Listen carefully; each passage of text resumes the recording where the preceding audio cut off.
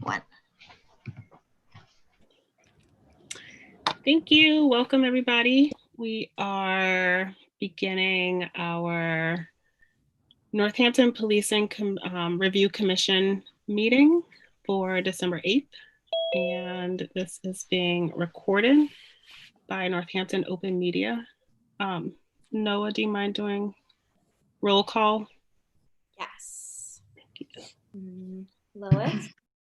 Here. Elizabeth? Here. Booker? Here. Dan? Here. Nick? Here. David? I have to admit some people.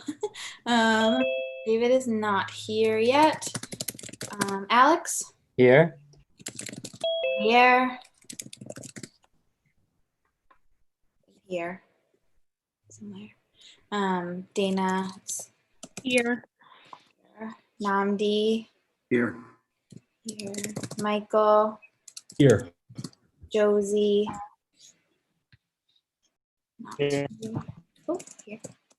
And Cynthia. Here. Okay, thank you. Did you call me, Noah? Oh, I did. I'm sorry. Didn't hear it. It's okay. Carol. Yeah. Oh, Carol. Hi. Here. And I was at the last meeting. I didn't show up. Oh, great. 24th, November 24th. Thank you.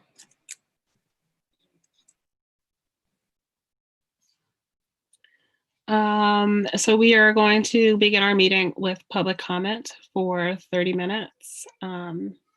If you are interested in participating in a public comment, you may raise your hand and you will be called on and unmuted. We will do this for 30 minutes for 3 minutes per comment.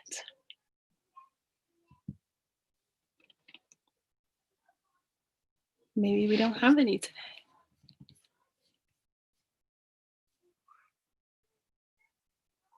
Oh, Hannah Begley.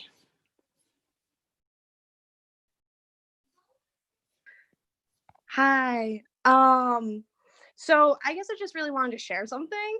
I did this practice yesterday. It's called pod mapping, and it's just, this is mine without police. But basically, because police come after damage is done, they don't prevent crime at all.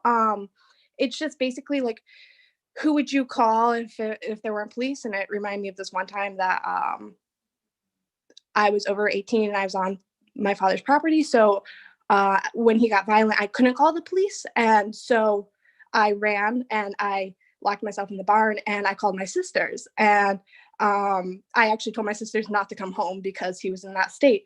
And I was just, just planning to be there. But this is more like, like I call my sisters and they would come pick me up. So that's like a way to stay safe. But yeah, these like dots here are your inner circle of people that you definitely call. And these are people that you want to strengthen bonds with. And these are organizations, these are resources, and this is networks. And then it just says community needs to take the lead. So it's just about how, if there's any peer-led programs, well, that's always community taking the lead. But if it's just the community needs to speak for itself. It was really a great exercise. Like, there, you can do these for like homework, or who would you call in a very stressful situation like that. But it's really great to think about network like that, and just strengthening our bonds with another human being. So that was it. It was really inspiring for me to do it. So yeah, that's about it. So thank you for your time. Thank you. The next person is Henry Morgan. Hey, can you guys hear me all right now? Yes. All right, solid. I'm a Northampton resident. I'm organizing with Northampton Abolition Now, and a few points that I think are really important to be discussed is when it comes to budget reallocation, I don't think that just defunding is enough. What we have to do is we have to put money towards alternatives that don't criminalize behavior and reinforce the cycle of incarceration that people in poverty and marginalized individuals get. I mean, I know this is like, it sounds like beating the dead horse, but there's been so much silencing around it that peer-led programs are really important to make something that represents the community being the strategies that we use to enforce order in our community is really important. Sorry. And when it comes to when it comes to the money and the defunding, it's not enough to just take money away from the budget. We have to say where we think it should go and how we can start to create a community that isn't obsessed with state violence and centered around the continuation of the incarceration cycle. So that's all. Thank you. Thank you. The next person is Buckley. Hello, can you hear me? Yes. Okay, great. I wanted to make a couple points towards the Policing and Practices Subcommittee. I was at your meeting, this past meeting, and I thought, your discussion and, oh, I think Cynthia can't hear me.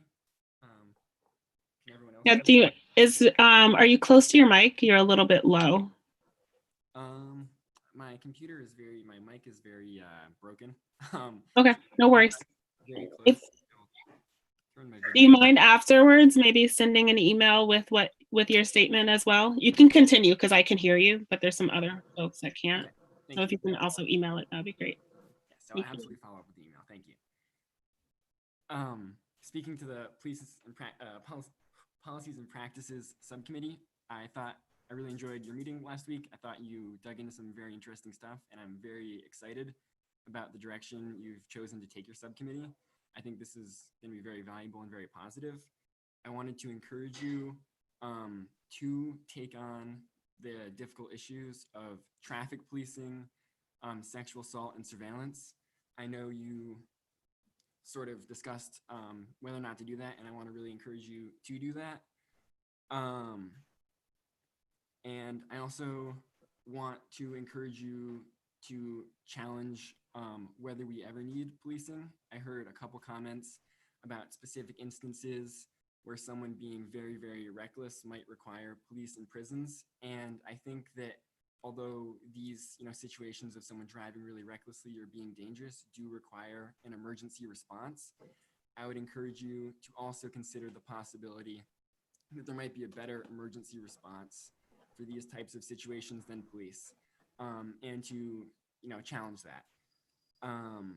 And then the last point I wanted to make is to the whole commission about the word crime. It's a really loaded term. I've heard a bunch of commissioners talk about, do we have crime? Do we have status offenses? Do we really want to use the crime here? And I want to encourage you in your preliminary proposal this coming week to be very intentional about your use of that word and to try and find more specific phrasing whenever possible. Thank you very much for all your work, and that is all. Thank you, Ryan. Robert Eastman.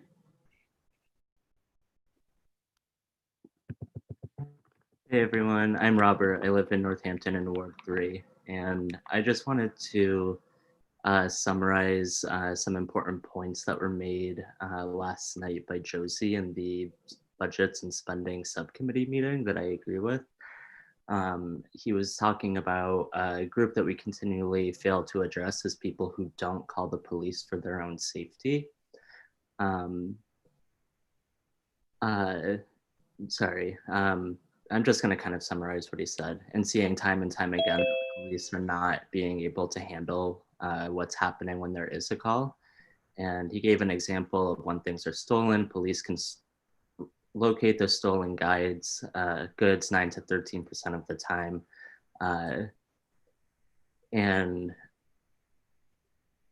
So I just want to support the way that he is framing the task of the commission, which is addressing the people who don't call the police and the people who don't feel safe calling the police. And that's why the alternatives are so important. There are always going to be people who call the police because that is, they feel safe doing that. But we should actually be looking at those who aren't calling the police as a way to be accountable. And I also just wanted to support his call for a very bold cut from the police budget.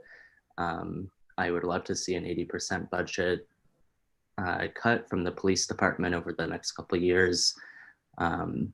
And yeah, I just hope you go big in your recommendations. So when there's pushback and compromise, we're still getting a significant cut. Thank you. Thank you. Next is Yaping Douglas. Hello again. Thank you all so much again for everything. It's been really nice to watch some of the meetings in the last week and also read notes about them. I wanted to echo some of the things that some other folks here have pointed out. On the note of the word crime and the use of the word crime, I wanted to suggest that anytime the word crime is mentioned, that the phrase like things that are designated as crimes or things that are criminalized, there might be more precise wording than the word things, but basically describing that crime is something that's socially constructed and has been constructed to oppress people, I think is really important, because each time just people say crime on its own, it like reinforces this myth that all crimes are harmful, when in fact so many things that are designated as crimes don't actually really hurt other people, and so many things that people do in the society that do hurt other people, or that institutions do that hurt other people, are not designated as crimes. And I also wanted to comment on another phrase I've heard used sometimes, which is the phrase "the need for police," or like the phrase that "how will people still be safe?" And I wanted to suggest that we stay away from using those two different terms, because they center the perspective of the people in society that are comfortable using police and who do feel like the police make us safer. And I think the very act of using that phrase, how will we still stay safe, or like have enough police to keep people safe, basically invalidates the experiences of all the people who are made to feel unsafe by policing. And the last thing I wanted to sort of echo was the note about accountability, and that I know the commission is trying to get more testimonials from people who have been directly impacted by policing, and that I wanted to suggest that even if we don't hear more testimonials directly, that I think if the commission's recommendations can center building in accountability from here on out, so that there is always a place for the voices of people who are most directly impacted by policing to play a key role in decision making, that's super important to have that built in, as opposed to just having a space for people to speak now and then get disregarded down the road. And that also the social service organizations that the commission looks into, I hope that if those social service organizations don't have accountability built into people most impacted by policing, that that's taken into account, and that it's not recommended that resources go to additional institutions that don't value accountability. Sorry for repeating things you've heard a lot, but thank you so much again. Okay. Thank you. Richard Hendrick. Good evening. From time to time, I wonder if you all are not on a fool's errand, yet another commission. My reading of Jill Lepore's The History of the Riot report in June's The New Yorker did not help. There is this from that article. Maybe the most painful testimony came from Kenneth B. Clark, the African-American psychologist. I read that report of the 1919 riot in Chicago, and it is as if I were reading the report of the investigating committee of the Harlem riot of '35, the report of the investigating committee of the Harlem riot of '43, the report of the McCone Commission on the Watts riots. I must again in candor say to you members of this commission, it is a kind of Alice in Wonderland, with the same moving picture re-shown over and over again, the same analysis, the same recommendations, and the same inaction. But I take solace in this from my Catholic tradition, Mother Teresa, solace in the good of doing it anyway. People are often unreasonable, illogical, and self-centered. Forgive them anyway. If you are kind, people may accuse you of selfish ulterior motives. Be kind anyway. If you are successful, you will win some false friends and some true enemies. Succeed anyway. If you are honest and frank, people may cheat you. Be honest and frank anyway. What you spend years building, someone could destroy overnight. Build anyway. If you find serenity and happiness, they may be jealous. Be happy anyway. The good you do today, people often will forget tomorrow. Do good anyway. Give the world the best you have, and it may never be enough. Give the world the best you've got anyway. You see, in the final analysis, it's between you and your God. It was never between you and them anyway. Thank you. Thank you. Do we have anyone else? Going once, going twice, 3 times. Okay, we will move on to the next bullet point on the agenda. So announcement of speakers for commission and subcommittees. That's an opportunity if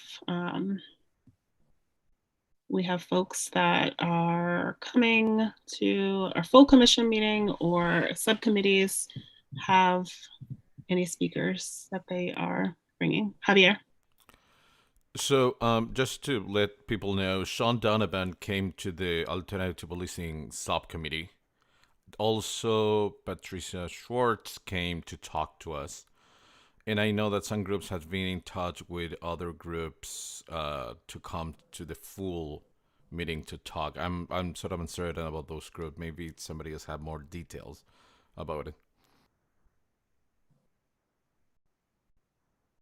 Yeah, so we've reached out to a number of people, including Sean, and also to some of the activists who've done either panels or been part of groups, and some of the people involved with other efforts to defund or redirect or to control police departments or the deployment of alternatives. One of those folks is Rachel Brownberg, who has agreed to speak with us. And at this point, we're looking at January 5th. So the Tuesday, that would be on a regular Tuesday, assuming we keep this rotation, to have them come speak with us, working on getting some more folks as well, just so that we have a pretty good rounded group of folks. But if people know of others that we can reach out to, please let me know and we'll invite them as well. And it doesn't have to be for that same day. We don't have to create a panel in less than a month, but to try and get them in to speak, just to give more clarity and add complexity to some of the things that we're looking at. Thank you, Dan. Lois. With Rachel Brownberg. And also, I think the Policing Services Committee meeting, there was a discussion about inviting Elisa Klein to talk about domestic violence. And I don't know whatever happened to that, but maybe I just don't want to lose that thread of her being invited to participate in this. Thank you. Dan, can you remind us who Rachel is? Yeah, so Rachel Brownberg is the co-founder of the Reach Out Response Network, also the Canadian National Coordinator for the International Mobile Services Association. And she also works with a network of service providers across Canada and the US, building civilian-led mobile crisis services in different communities. She's also a member of the Toronto Regional Humane Services and Justice Coordinating Committee, and the Center for Addiction and Mental Health Constituency Council. So all over the place. Like if I were to pull up the rest of her CV, it's just pages and pages long. But there's years of commitment to this kind of work. And we have reached out to Elisa, and I met with her last night, and she shared a bunch of resources with me that I'll give out to the commission as well. I can invite her to speak. I don't know if that's necessarily something she wants to do, but I can invite her to speak to the commission as well. Thank you, Dan. Nick? A couple of things. I just want to clarify, Javier, just to be clear, I believe it was Pam, was it Pam Schwartz who came to? Yeah, you're right. Right, okay, thanks. And Elisa, can you just fill us in on Elisa? Somebody, Dan maybe. Sorry, could you say that again? Who is Elisa? Elisa Klein is a former city council member, but she has also done, I'm going to say, believe it's close to 2 decades worth of work on restorative justice, and work with domestic violence survivors and victims of intimate partner violence. But she is a wealth of knowledge in terms of models of restorative and transformative justice, and where they've worked, where they haven't worked, and is able to complicate and contextualize the issue of how these programs are deployed, and where they may or may not resonate. Thank you, Dan. Lois? Somebody wrote to the commission and suggested Alex Vitale. And I don't know if people know who he is. He writes a lot about policing and how it works and how it doesn't work. He's professor, I think, at Brooklyn College, and he's written a number of books. He's on, talking head on all of these talk shows. And I think he would be an interesting person for us to hear from, just as an overall grounding about policing. And so I have a feeling he's a pretty busy guy, but if people are interested, then I suggest that people just Google him. And maybe at the next meeting, if people are interested, I could try to contact him. He spoke at Hampshire just a few months ago. And I think he's a Hampshire grad from way back. And maybe not so way back, but somewhat way back. And so he does have connections to this area, so he might be more open to doing something for us.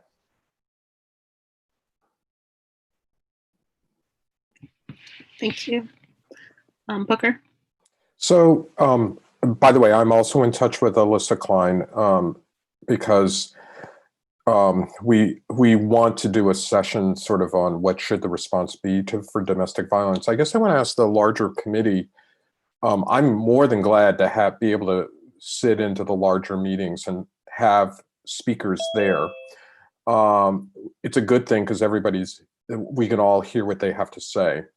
And I got a little bit of sorrow about the fact that we had speakers that when we had Pam Schwartz and other people at our meeting, that there was some disappointment, especially since we happened at the same time as another committee about that. But the value of doing it in the smaller subcommittee process, it's actually easier to interchange and do questions. Frankly, I find it hard with this many people involved in the meeting to be able to do an in-depth discussion. So I guess what I'd like to ask is, do we want to, there are some things that I think work better having a person at a specific subcommittee, because the subcommittee is dealing with certain kinds of problems and issues? Or does it work better in the larger process? And I'm not sure how that works. So, for instance, I want to have a session about talking about domestic violence, and I imagine that we would need representation from Safe Passage, which is the main provider here. I think Elisa would say, well, we should look at Safe Passage, but maybe we need to look beyond Safe Passage and look for other alternative ways of dealing with it. And, I guess the hard part here is, does that work better to be in this process, meaning this room that we're sitting in now, or does that work better within a smaller subcommittee? And how to think about that. So that's what I have to say.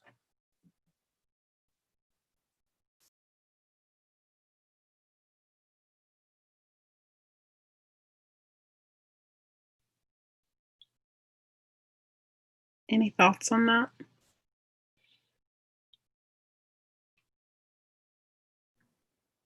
So I think I can't raise my hand, but I think the nature of this and the way that it works, we are often at the mercy of things where we have to sort of in some way gesticulate or announce that we have a question, and then it gets put into an order and a queue, and it does lose some of that sort of natural back and forth that happens in a larger space. And I think that's something that we have to wrestle with.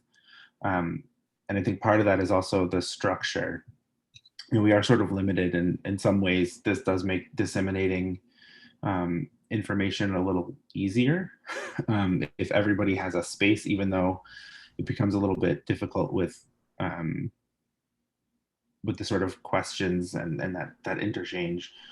I think one thing that we can do for this is to try and schedule a time to meet with speakers, and as part of our work in our subcommittees, to think of things that we would like to ask so that they can focus on those things if they're presenting material beforehand, and that we can work together to sort of figure out a set of questions that we would like to ask in general that they can make part of either their presentation, or that we can say, question and answer, we have these structured questions, these 5 questions that are sort of burning or percolating or would guide us.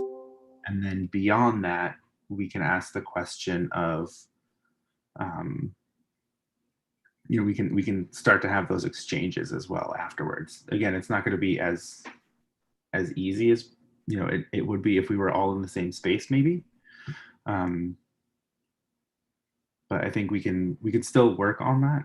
I'd also say there's always going to be better systems and ways. So if folks have different ideas about facilitation of these, and it could very well be that there's at a very specific issue level, maybe that's something that's better for a subcommittee. If it's very broad or would encompass the work of multiple subcommittees, maybe it's worth bringing that in, or having a joint subcommittee meeting where there's 10 people instead of 15, which sounds a little absurd, but any reduction in numbers might make those exchanges a little easier. So just my thoughts. Thank you, Dan. Lois?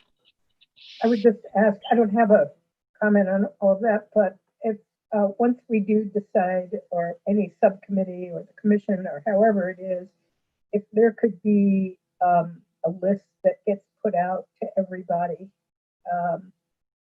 that is sort of separate from this list of, these agendas, where maybe we're looking at everybody's agenda, but maybe we're not, and saying who's invited and when they're going to come, and so that we can make sure to show up and hear them.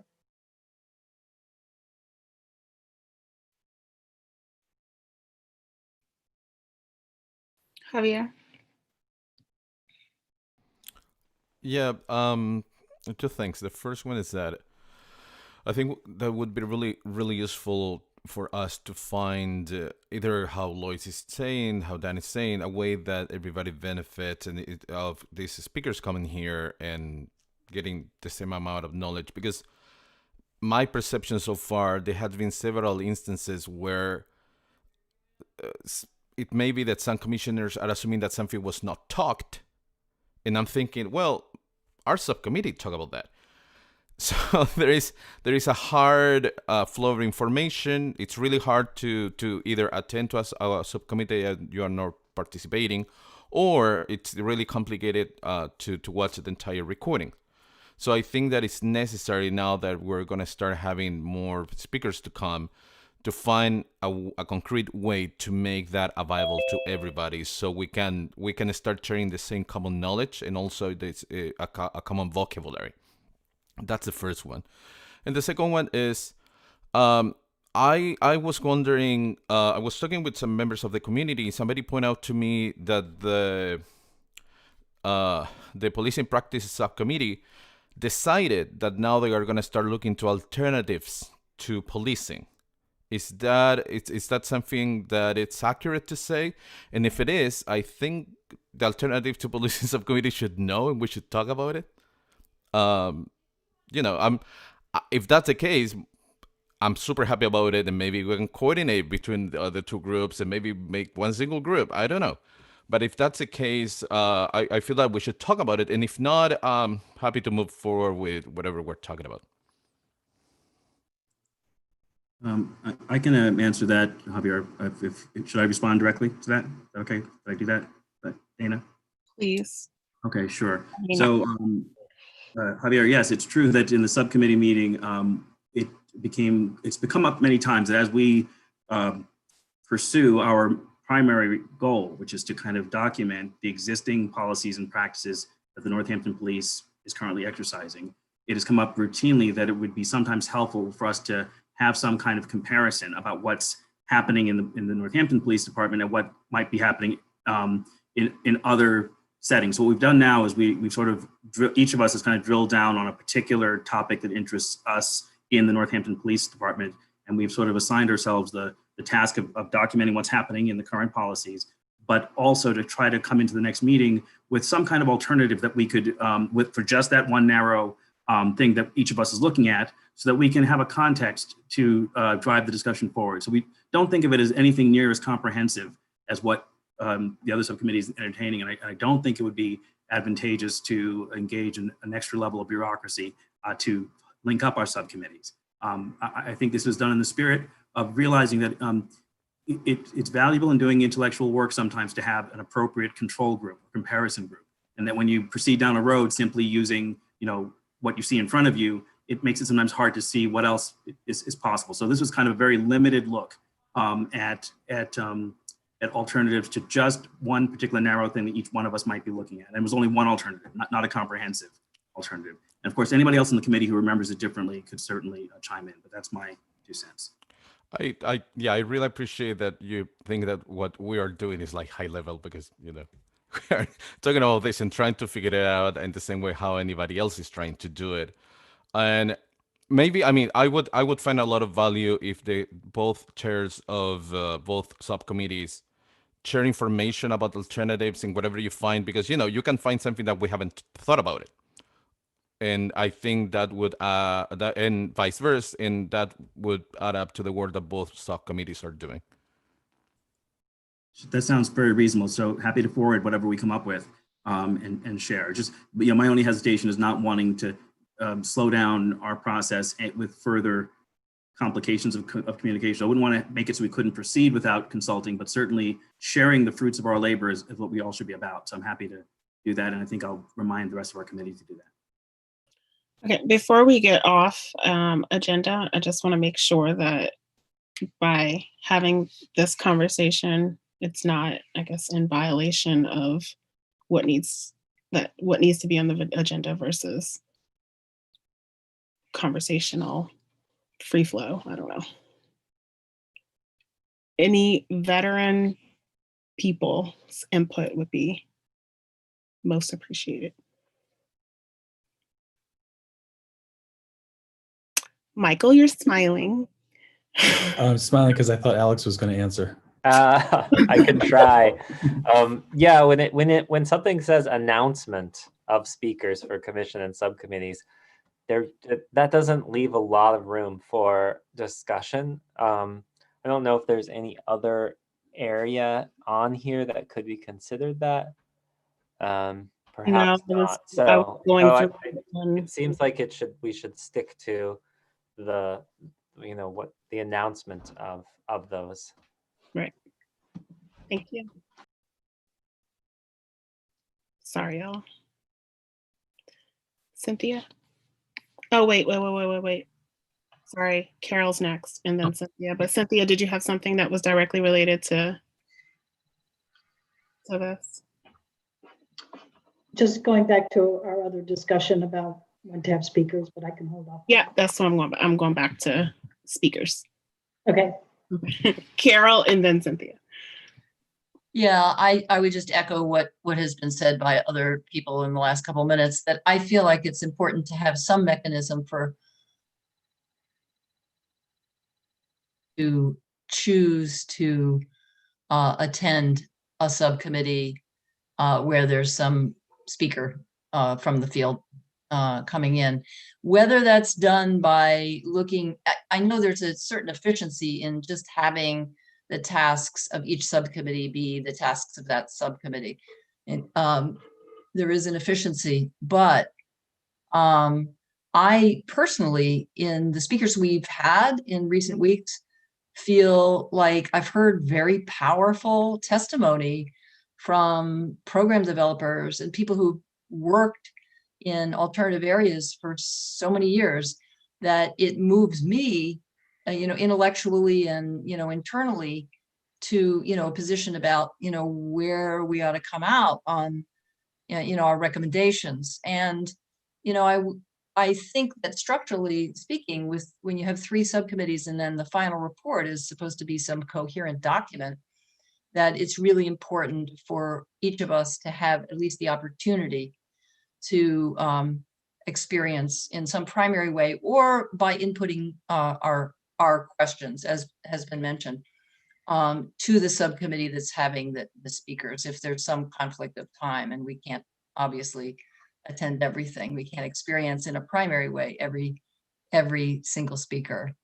But whatever the mechanism is, whether it's having subcommittee meetings on different nights, or whether it's asking people from other subcommittees to, input questions for the relevant subcommittee to address with the speaker, one way or the other, I think it's going to be, our process will be better when it comes down to making some kind of coherent set of recommendations to the city. Because some people are more focused on institutional remedies, and some people are more focused on alternatives or way alternatives. And, it would be important for us to have as many experiences as we can with these speakers in the field. So that's it. Thank you. Cynthia? Yeah, echoing what Carol said, but not repeating it. I just want to mention about Elisa Klein. Lois mentioned Elisa, and Booker mentioned Elisa, and Dan mentioned Elisa, and Elisa's on my list to contact. So here we have a very valuable contact who might be, normally she's on our Zooms here, but she might be wondering how many times is she going to say the same thing. So I feel like I missed a really great opportunity with some of the speakers that occurred so far. And I just wish there was a way we can share this so that we can all hear what they have to say, because we're all doing, as Carol said, little pieces of this work. And I think I don't have an answer to that as to how that can happen other than dedicating time in the full commission. So I'll just leave it at that. Thank you. Nick? Yes, it was clearly, I don't know whether I'd call it an error. It wasn't a good thing that we scheduled 2 of our meetings on the same night. It happened by accident, and I let people know that I would do everything possible to avoid that from happening again. I agree with Booker's idea that that the subcommittees are a good place for the meetings with some of these speakers. I don't know how much it has to be structured, but I do feel that the smaller group allows for more focused meeting with the person. I had something else I wanted to say about that.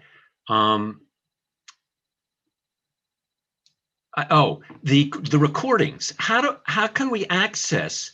For example, I'd like to look at the meeting that took place with the Alternatives Committee and these meeting with these speakers, and I'm not clear how to access the recordings. It doesn't seem like they're up right after the meeting. And if anybody, that's another way we can hear a speaker if we weren't able to attend a subcommittee meeting.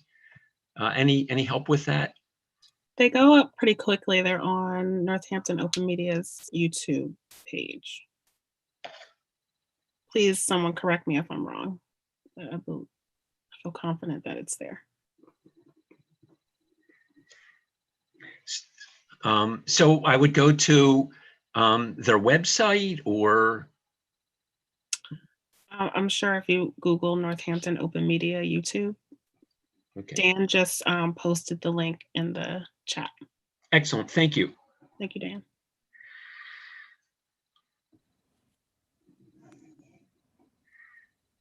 Ooh, Booker. So, by the way, I've been trying to find the recordings of that alternatives meeting, and as best I can, and I've been on that site, and it's not there yet, and I'm not sure why it's not there yet. I am going to continue. If we have speakers at our committee, I did send around an email to everyone saying we have this speaker in case you're interested, because I don't look at all of the individual meetings agendas. It's too many extra steps to get there. So I'm going to continue to do that, but it's really hard to get assurances that the speakers we think are going to be there are going to be there. So that's what makes it really hard to get advance notice out. But I will, if I know we have a speaker, I'm going to send around another email just saying this speaker is going to be there, just to make it easier for everybody else. So. Thank you, Booker. I'm wondering also if there's a way when there's the YouTube videos to find where that minute is for the recording and sharing that. So we know that we have the speaker from 16 minutes to 35 minutes or something. Just a thought. Javier? Yeah, so I agree with Booker and Nick that the small setting generates a better conversation, more thoughtful than a huge setting. That's for sure. But also that has to go hand to hand with the access to information, being able to find the videos, and also what Booker was pointing out, which is to promote when somebody's coming, to tell others. And sometimes that's extremely difficult because we get, we get an email confirming that that person is attending probably the same day or the day before, and that's make things complicated. Also, I want to point out that my question to the other committee is extremely in relationship to speakers, because I was concerned that if another subcommittee was talking about alternatives, they may also invite experts or people working in the field. So because we're talking about the speakers, I just wanted clarification about that, so I don't feel that it's out of the purview of this item. Fair enough, and to clarify, we're not looking to invite speakers, just to answer that. Thank you.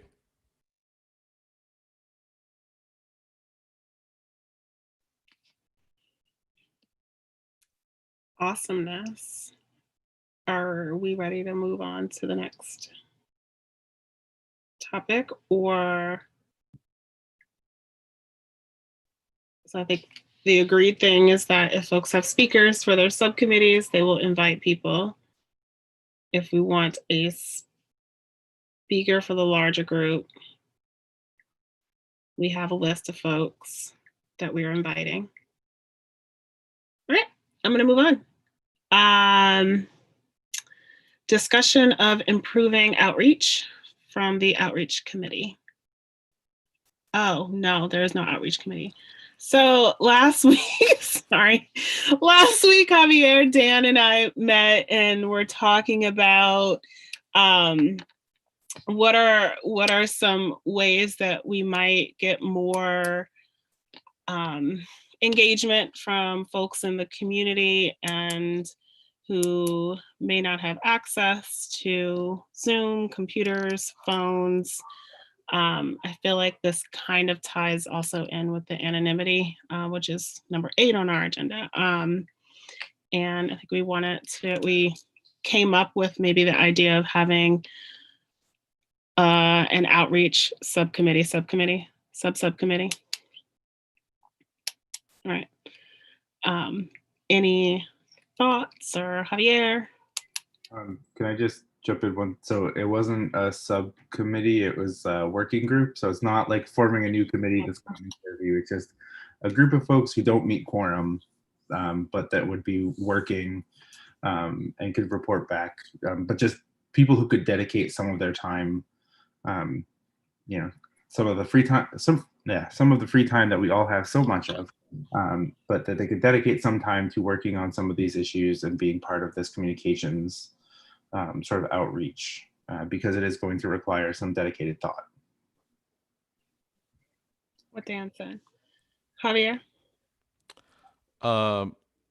Yeah, I think for me this comes from the meeting before the big public hearing meeting that we spent, in my judgment, extreme amount of time talking about questions, sort of topic questions, rather than talking how do we manage to get people that conventionally wouldn't have the privilege just to turn out a computer and, you know, see us and to be able to talk. So my concern came from that.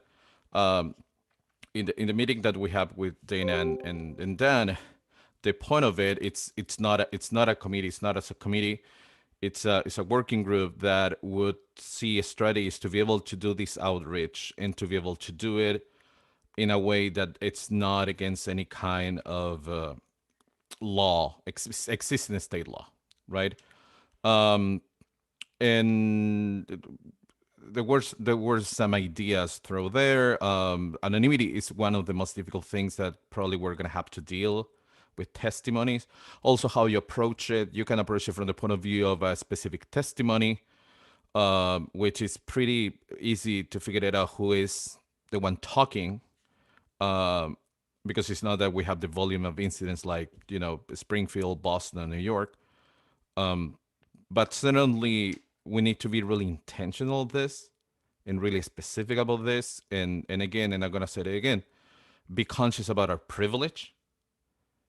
And they need to be able to accommodate and plan to have the participation of the more wider affected community.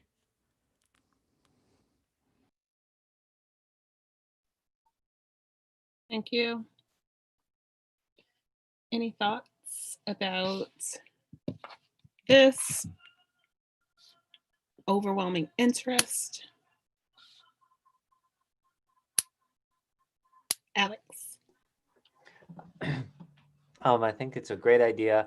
I was just cautioned that, and I think you should check with the city solicitor about it. That my understanding is that if this commission tasks any more than one person with something that they then that is in their official capacity, and then they are reporting back that needs to be a subcommittee and needs to be a posted meeting when they're discussing business. However, if they are doing things like there's an exception for something called site visits. So where as long as they're not discussing their charge or, you know, deliberating on anything, but are going out and talking with people, that wouldn't have to be a posted meeting. So I just want to caution to make sure to know to do it right. So I would suggest, and I don't have all the information on it, so I'd suggest contacting the city solicitor about how to do that. Thank you, Alex.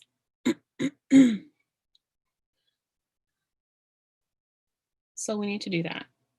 I would hate for us to move forward and have this all solidified and we're not actually able to do it. So with that said, In that case, I would move to table this until the next general meeting.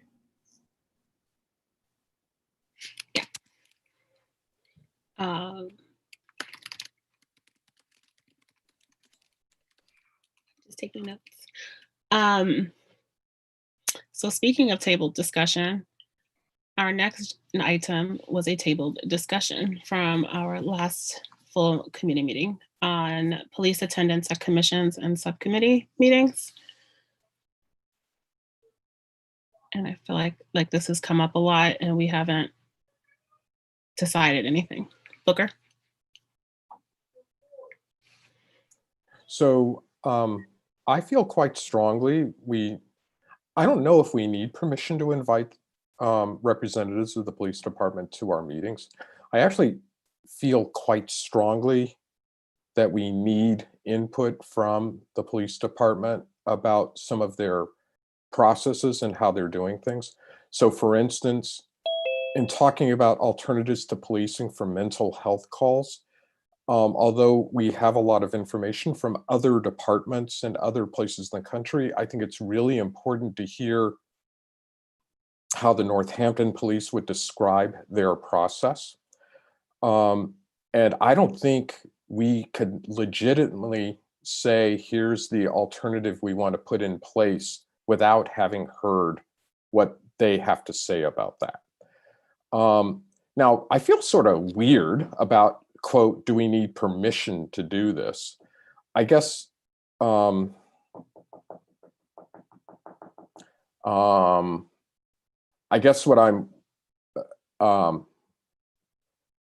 I think this comes from a place. I'm going to be really transparent now. I'm going to be really transparent. So it feels like we don't want to ask the police what they're doing about this, and therefore we don't want to invite them. I think that's not the best approach when we're about to recommend possible change. I think we need to have some input. And I have a lot of emails from people saying, please get input before you recommend a change. So that's actually what I feel and what I think. But I think that's why this discussion is here. Thank you. I don't know if we were asking for input. Permission. I think it was more, there's two different feelings about inviting the police. And so fleshing that out and making a decision. I could be. Josie? Sure thing. Personally, I don't think we need to invite the police. Almost every single one of our meetings has been public. It has had time for public comment. Even our subcommittees had time for public comment. If police really wanted to come out here and discuss with us and have discourse with us, they would be here in these meetings, especially because it pertains to them.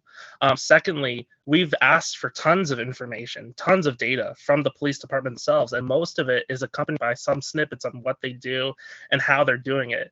To assume that we are in absolute zero discussion with the police is completely untrue. That frankly, the lack of police presence in the public comment says, if anything to me, that they are purposely not engaging with this group.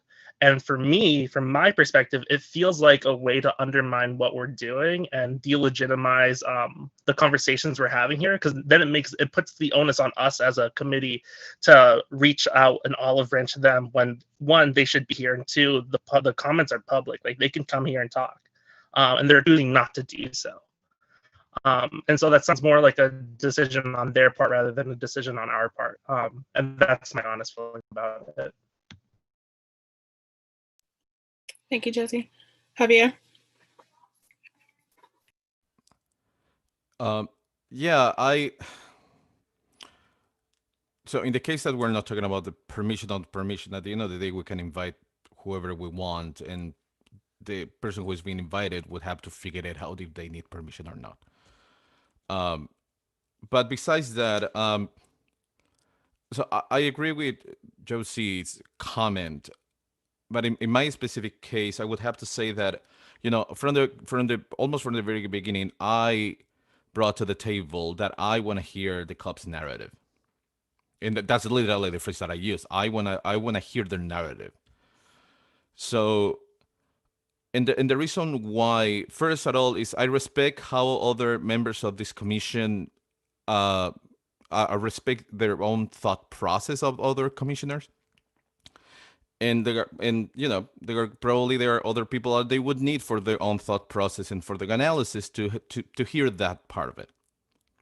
With that being said, what I would like as a brown immigrant to state that the police department is inherently racist in a white supremacist system and people believe me, I will love that because it's true. But but at the same time, I know the reality that we live. And again, I think that would be good from my point of view to have them coming, not as a special guest at all, just as one or any other speaker, and because I would like to hear the narrative.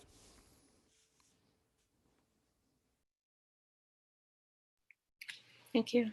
Alex? Thank you. I would like to invite the police or be able to do that. I think, they are experts in how things are done now, and I want to understand the requirements that they face, like from the state, for example, about mandatory arrest policies and mandatory reporting. Yes, a lot of that information we can get through other means, but both the information and how it is presented is important. And I really appreciate having frank discussions with people that I may not agree with. And I think it's important to hear the objections to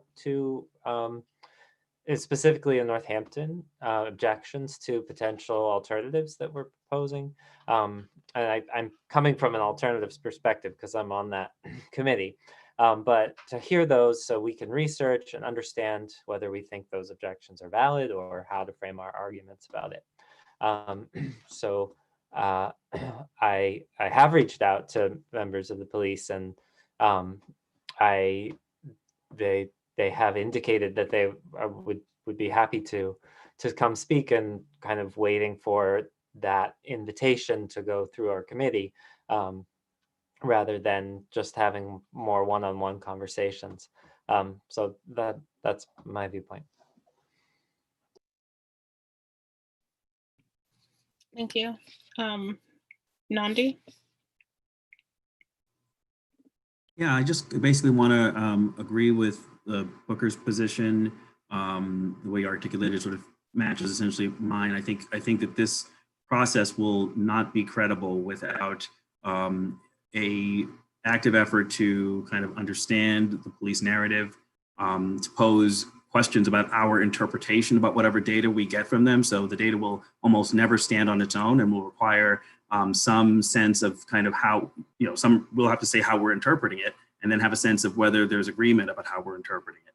So I guess I'm making the bold claim that the failure to include the police in this process, I think, deeply damages our work. It will make it lack credibility to the broader society. Will do grave harm, and it may even lead to our recommendations not being taken seriously by the mayor and making all of this worthless. So I think that being selective in how we use the police, the questions we pose to them, it makes sense.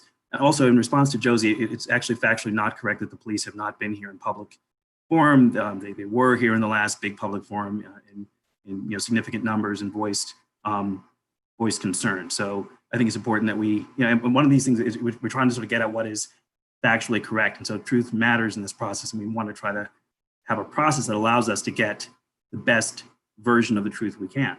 And it involves inviting all perspectives so we can arrive at what we think is the most accurate picture. Thanks. Thank you.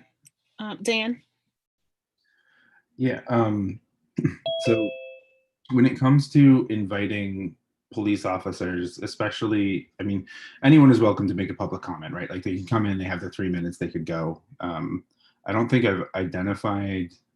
anyone has identified themselves as a police officer during their public comment, but maybe they were, or maybe they just joined, or maybe they were just listening, and like they can join the meeting to listen. They could also just watch the meeting online. So like looking at the participant list, all we have is whether or not people spoke or not, and if they identified themselves. I think what I'm concerned with, and this is something that Javier's touched on, I think we can ask very specific, pointed questions. We can ask for clarification of our, like, we can say, this is what we're seeing in the information that you've provided to us. You know, what does that mean? But it needs to be very specific. What I fear, there are two different things. So one is that we are inviting a body that is, or representatives of a body that is essentially under review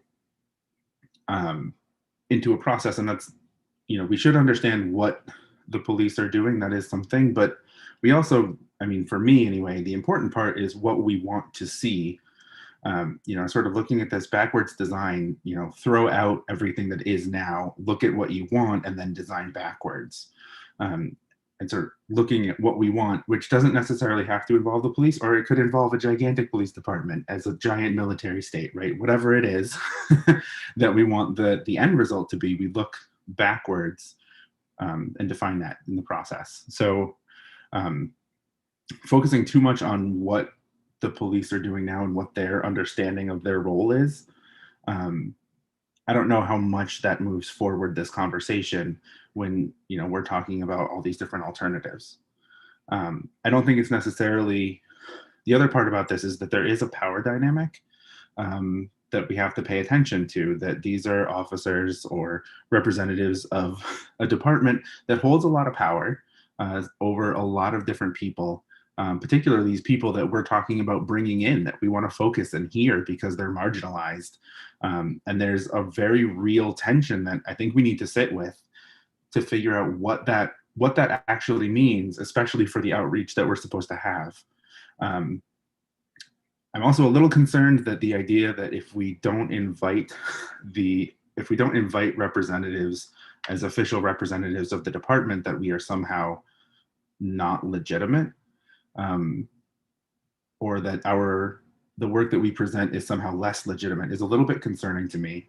Again, that gets to the sort of like, there are two sides and we're creating that. Like, we're saying, yes, we must listen to the opposition, which really puts us in a position that I'm not happy with. It also puts them in a position I'm not happy with.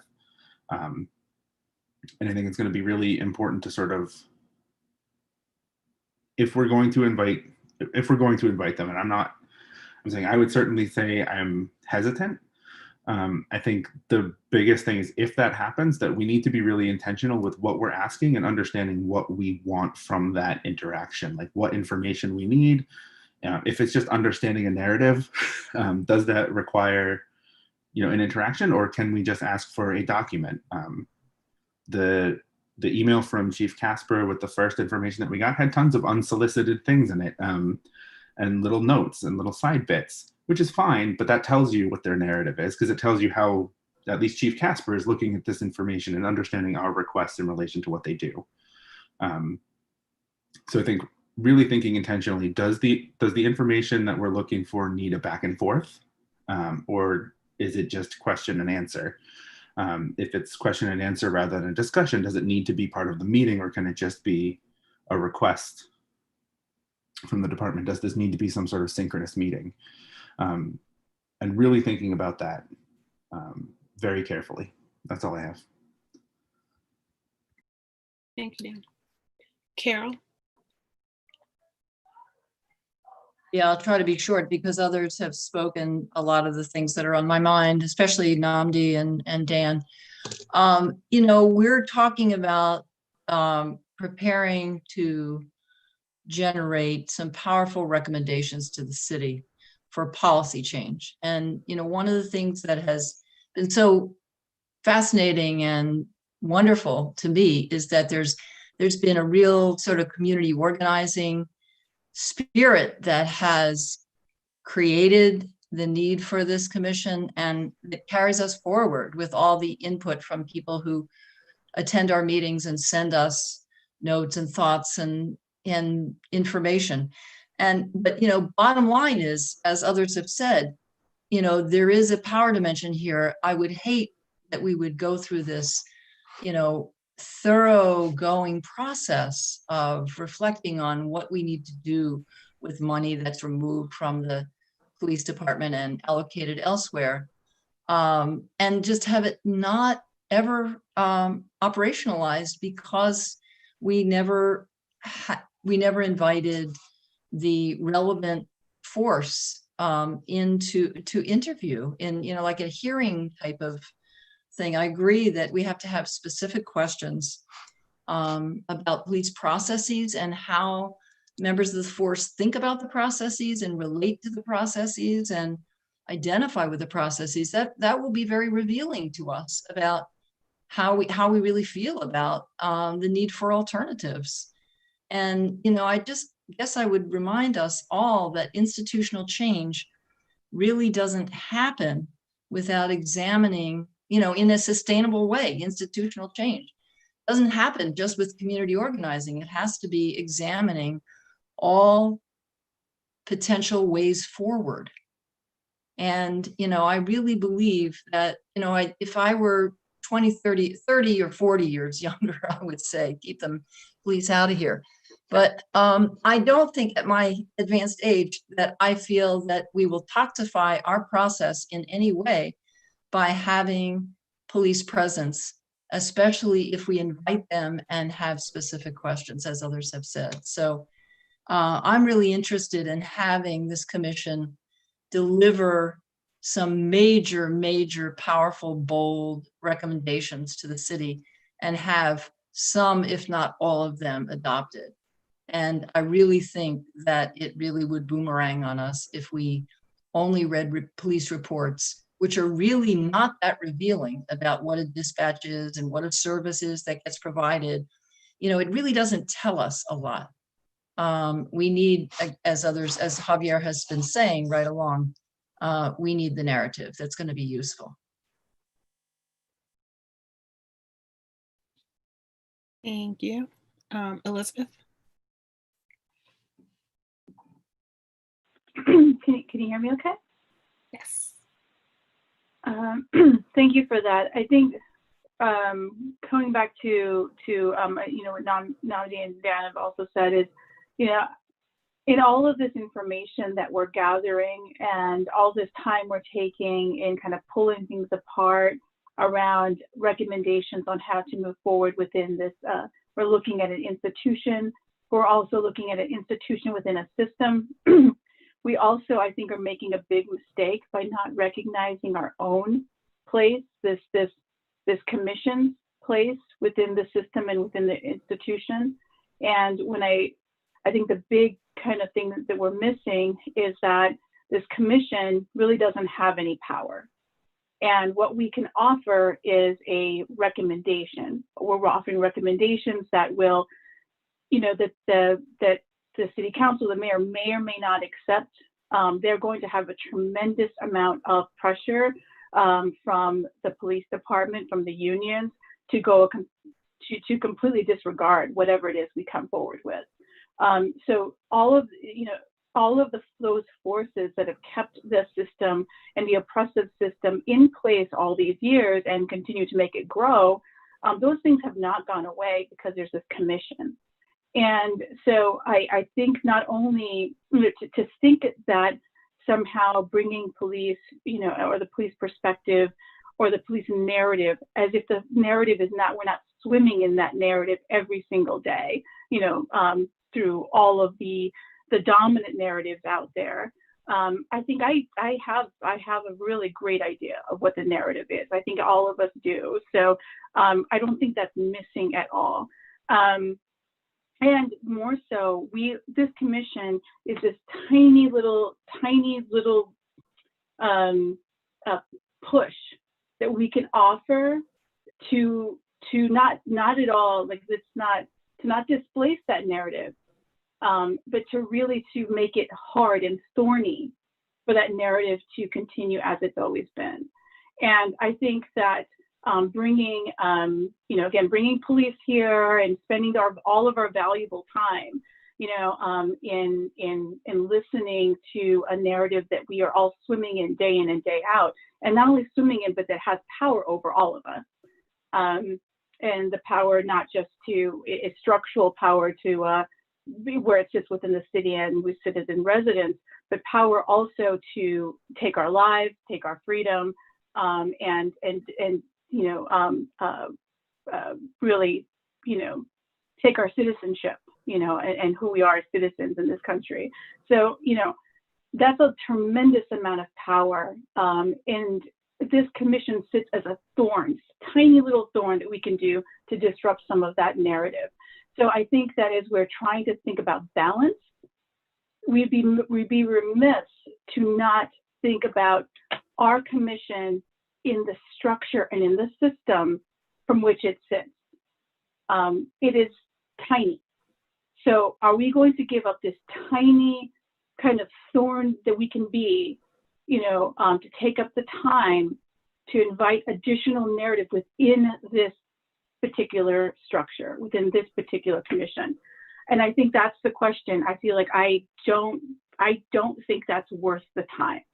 That pressure, that influence, that power is going to be there once we put this report on somebody's desk. That is going to be an outsized level of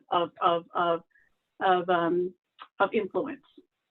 So the more clear and strong we can be around spending our minutes and time with the alternatives, with the critical investigation of narrowing the footprint of this institution, that's going to be the time that no one else is going to spend on it. So how do we want to proceed? But for me, I feel like our best bet is to proceed with the thing that no one else will touch once we're done with it. Let's be that thorn. Let's focus in on that, and know that whatever it is we put in front of somebody's desk is going to be deeply watered down by the time it ends up somewhere. So that's all I have to say.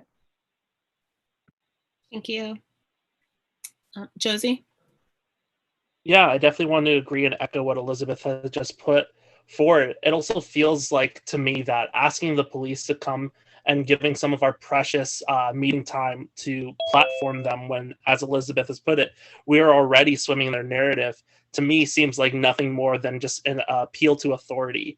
Not only to an appeal to authority, but it also seems to me that that this idea that if we don't bring on police narrative as like a cornerstone of our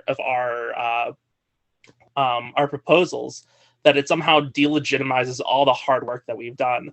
It sounds like to me that these inherent state structures are going to do what they're going to do.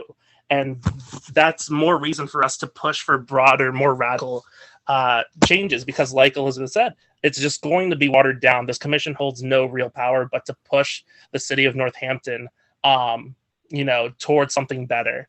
And as we've seen so much support for that kind of message, I definitely want to echo the idea that we push for something radical. Also, it feels like to me that we're settling for civility, like this idea that civility, that our message and our work is any less valuable just because we aren't appealing to the authority and the white supremacist system that is policing here in America, which is something that I definitely want us all to think about. Because I know that I'm putting in a lot of hard work reading some of the data and trying to parse through it with many of my fellow commissioners, and to think that that just goes out the window because I didn't have a police officer here spoon feed me the narrative that we all already are getting on the day-to-day seems totally ludicrous to me. Thank you. Dan? Yeah, I'll make this really brief, just because it's something that I think we sort of touched on this already, but I think the real question is, what would we get? What questions would we ask the police department that we don't already either know or have very good sense on based on the information that we've already got? Are we asking them, oh, well, this is what's in your handbook, but do you do something completely different? Like, do you break your policies on a regular basis? That seems like it's going to be a really weird question. If we're asking them, oh, what things would, would you like to have a lower budget? I mean, they could ask for less money every year, right? If that was something that was on the chief's mind, they could ask for that. So like, what are we really asking for? If we're asking, and I think we should be really specific, because we are inviting people to give public comment in a myriad number of ways. If police officers themselves wanted to speak as community members who do not have necessarily more power or influence than any other person that we're asking as part of the process itself, they could speak. So I think I would like to know what people want to know, because I can't think of anything on my own that we don't have reasonable information on already. And I think that's where I am. Like, I'm not sure what the process would give us that we couldn't just ask them directly in an email and get text response back.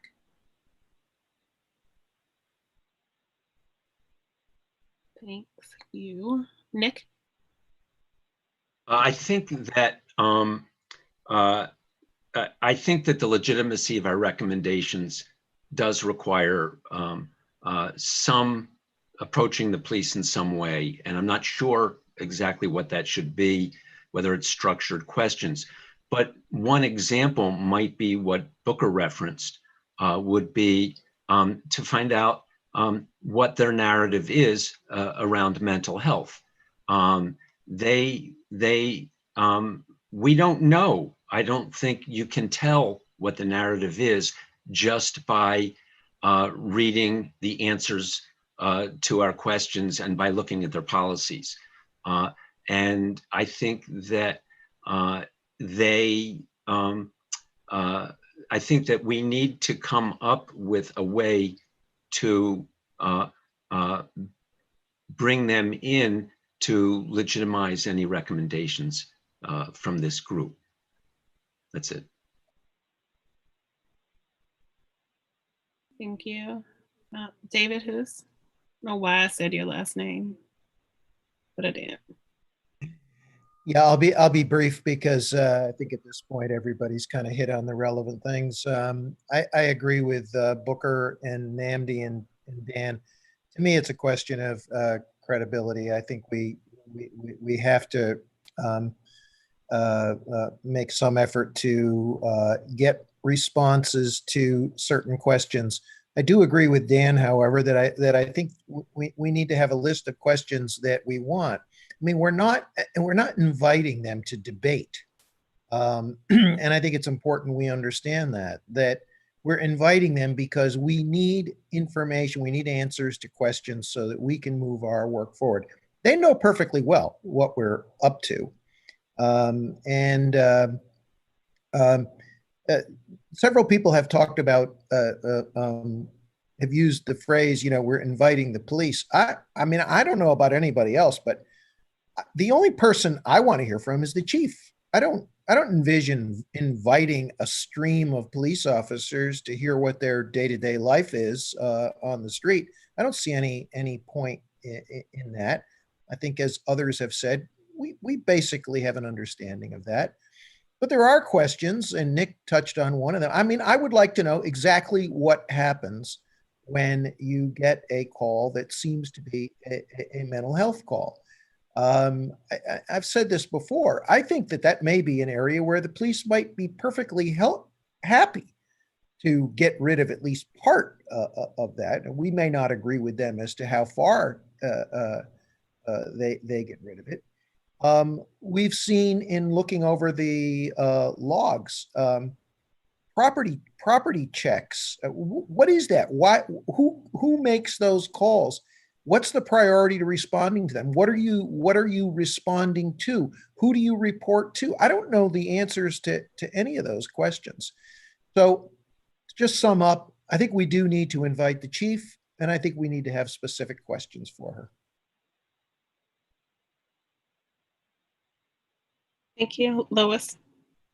Well, I echo what Elizabeth and Dan and Josie have said, and so I won't go through. I was about to say many of those same things. One thing I do want to say in terms of whatever we submit, whether we talk to the police for an hour or we talk to the police for a day, the police will be the police union and the police themselves will be organizing in opposition to what we're proposing, I suspect, in the same way that the police and the police unions have mounted a huge campaign to defeat the so-called policing reform bill that's on the governor's desk right now, which has turned out to be a very moderate bill because of their lobbying and because of their opposition to any change at all that's coming from the state. And we're seeing that playing out now. And so there's no reason to think that that even though we're like this tiny little version of it, everybody will be experiencing that same thing and that same organized opposition that anybody that was trying to, quote, reform the police within the state experienced. And actually they may succeed. I mean, the bill isn't signed yet.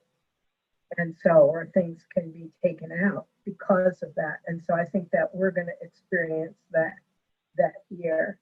And I do want to say, just reiterate what Elizabeth said about, hearing the police narrative. I'm not exactly sure what that is, that narrative, but I mean, that idea of the police narrative, but I think that that's not what we're asking for anything. We are not asking for that narrative. We're not asking for their story. We're asking, to me, if we end up asking for anything, I mean, David's questions, very specific questions of a specific person in a very time-limited way. But in essence, I am not in favor of it. But if we do end up with something like that, that would be the only way that I could see us going forward. Not a platform at all. Thank you, Lois. Namdi and then Cynthia. All right, I guess the main thing I want to convey here is that inviting a police perspective or hearing from them, adding that to our conversation does not logically mean that we have to accept it uncritically, does not mean that we have to have a report that somehow is a 50-50 split between the police perspective and the opposite perspective. I'm saying this because this argument against having the police has come up many times. I wish I could convince you that it's not a great argument. We do it because we're interested in having that perspective so we can respond to it with whatever we think is the best recommendation. If I can give an example of how this is relevant, several weeks ago, I suggested that we should invite public comment, both opposed to the police and favorable to the police. And there was objection to the idea that we should invite public comment that could be favorable on the grounds that it would be a reinforcement of the police narrative. We actually did get comments last week that were some of which were favorable to the police. And I think there was value in some of those comments, even those I disagreed with. So somebody from the public came forward and said, we need to have school resource officers because my daughter felt ashamed talking to me about certain things that happened to her, and thank God she had her police officer at school to talk to. I think it was important for us to hear that kind of testimony because we want to be able to propose, I think, easy alternatives to a school police officer does not need to be doing that particular role. So as we understand clearly what it is, what the functions are, what's being done, what the police say is essential. So again, this is a community member telling us, here's a crucial role for somebody in the police that helped my child. And I think our report would want to be able to address how do we replace those concerns? But we want to be able to hear what those are. We want to hear from the police. We want to hear from people who are friendly to the police. And we don't have to accept their point of view that we need to have a police officer in the school to respond to children who have concerns that could be taken to a guidance counselor. So I think that we don't want to conflate the two.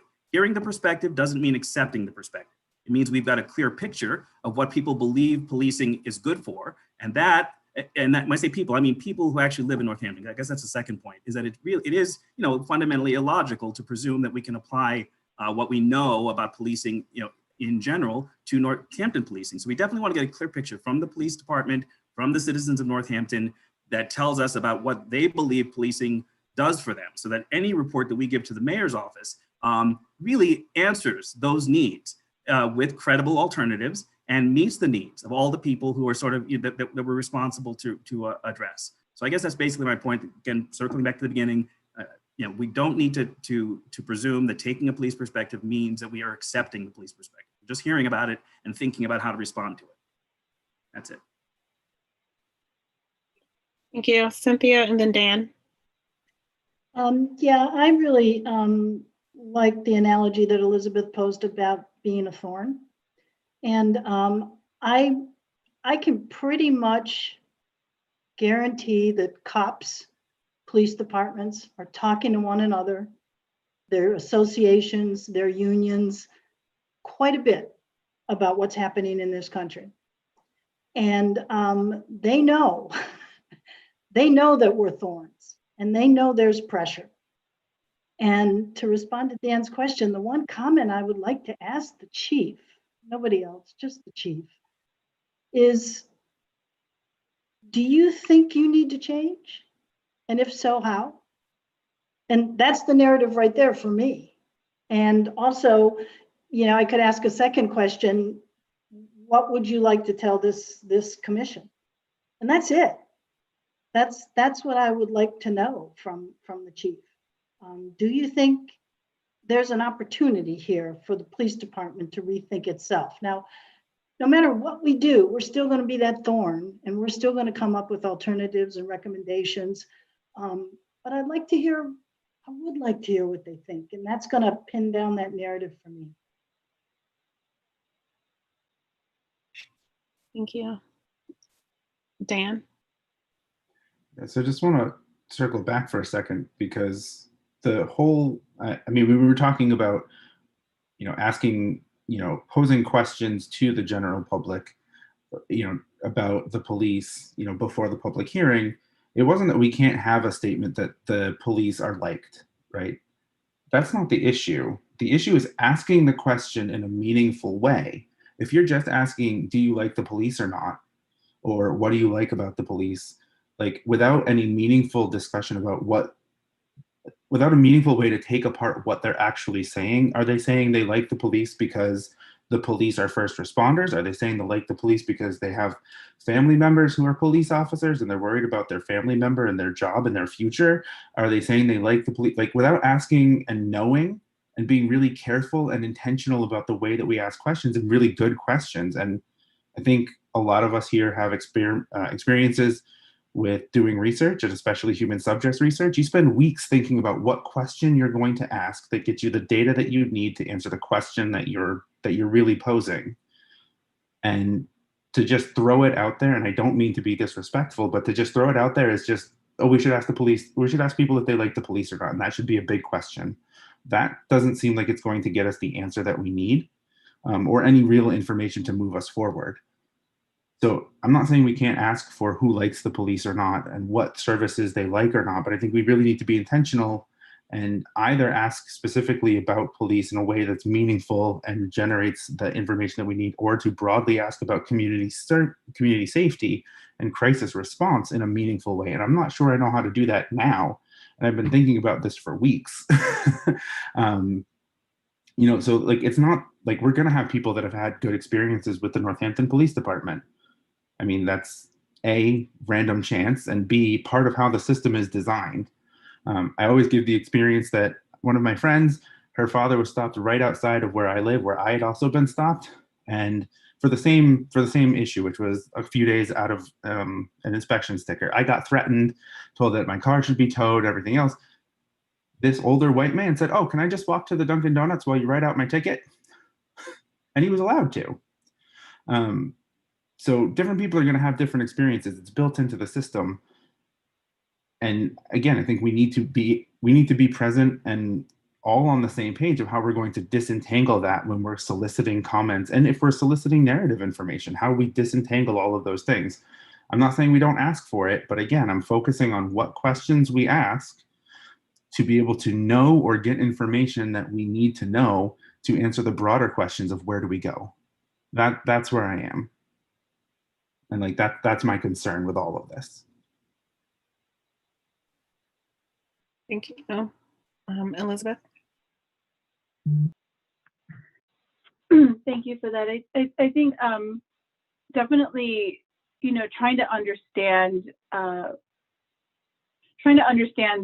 the right questions to ask.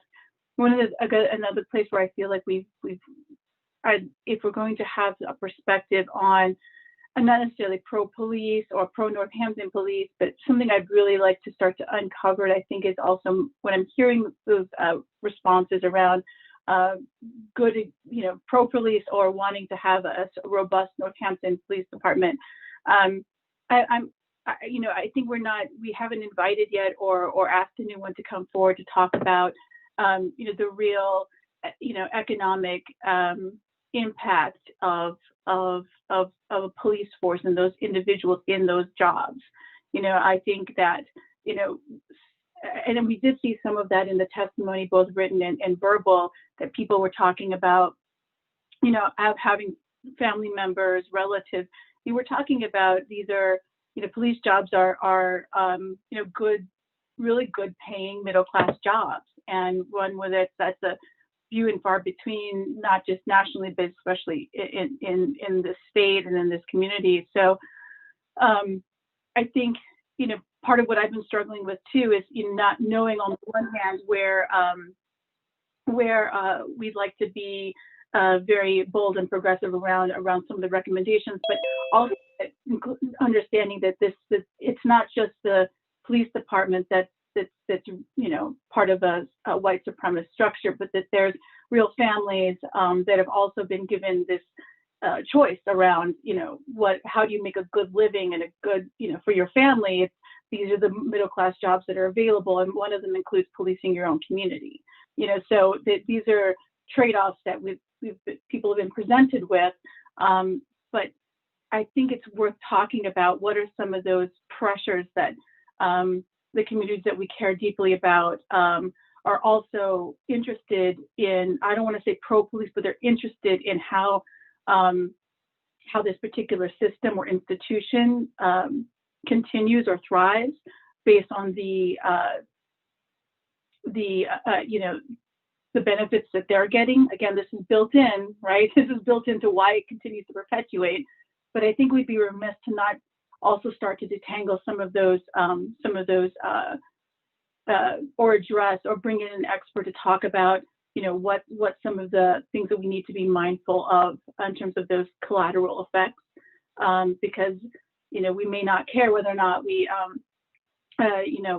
police are sad that they're not out there policing, but we do deeply care about dismantling a middle class economic supports, good jobs that then have impacts throughout entire families. And so those are some things that we might want to think about. And so this is in response to why bring police in. I understand, I actually know Jody, and she, I think she's a fine person, but I just also think that it's, so having, her come in to have a, some very specific things might, I don't want that, but I think that, we'd be okay with it. But I think, let's not miss the bigger picture here around, what is it that we need to know, and what are the things that would make these recommendations not only bold, but also thoughtful around some of these other collateral impacts. And I think that's where I'm more interested in, not so much the actual institution of the police. Thank you. Javier? Thanks. So the big problem about having a specific questions and at the same time bringing the police commissioner, the police chief, is that the police chief is not going to be able to answer really a specific question that we would like to know. She can talk about the policy, but I personally would prefer to talk about more about what the numbers mean to somebody who has been working in that specific section. I feel that bringing the police chief would end up being a PR exercise of the police. That's literally what it is. And during this conversation, and I want to call the commission to pay attention to something that it has been pretty obvious across since we started, and even more obvious the last public hearing meeting. The people for whom the system has worked, people who has been able to profit out of the system, people who has been benefited out of the system and build a life out of the system, they are going to fight for it. They are going to fight to the nail for it. When I came here 12 years ago, without not knowing any English, I was stopped in a month and a half 6 times by the police. Mostly because, my color, but also because the car was under my wife's name. And a brown guy in a car with a female name, that looks bad. And even more in Western Mass when we're talking about this empty liberal exceptionalism going around. And I think the core of what we're seeing here as a dispute about having or not the police comes from that. From the vision of a word that has functioned for some and not work for others. And again, I have said this in so many ways, guys. Please, for those that here, you know who you are, you know if the system worked for you, stop for a second, think about for those who the system has not worked, and try to make a decision based on that and not in your own lived experience.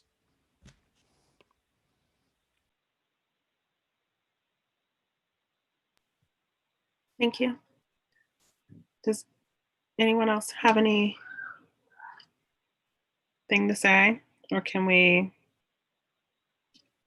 perhaps a motion to vote or something to move forward? Yes, Booker. So it sounds like, one, I'm glad to hear we don't need, quote, permission if we choose to invite. I appreciate everything that's been said in this discussion. I still, as the chair of the Alternatives to Policing Commission, see value in inviting a member of the police force to discuss with us. And by the way, when you do a meeting with the people who are doing the service, you find out about all this secret stuff that's not written about.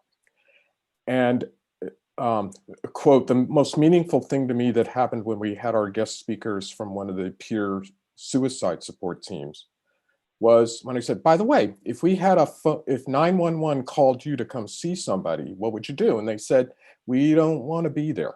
We don't want to do that. Well, that leaves us with my calling the police when a patient tells me they're suicidal. I'm looking for an alternative to that.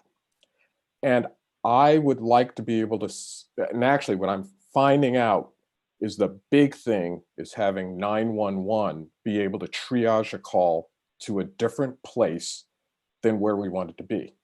I need verification from somebody in police to say that to me. By the way, I also hear some social workers don't feel safe going to certain places at certain times. To me, that could be racism. But they don't feel safe and they don't want to go and they want a police officer to go with them. We need to understand that. And that's information I need to be able to make a legitimate recommendation for, I don't want the police answering these calls. Can I get them out of the loop? But the police are the ones who can tell me when they get into the loop and when they don't get into the loop. I have a feeling David Hoos is right. I don't think they want to be in this loop. They'd love to get out of the loop. They don't want to be defunded to be out of the loop, but they want to be out of the loop.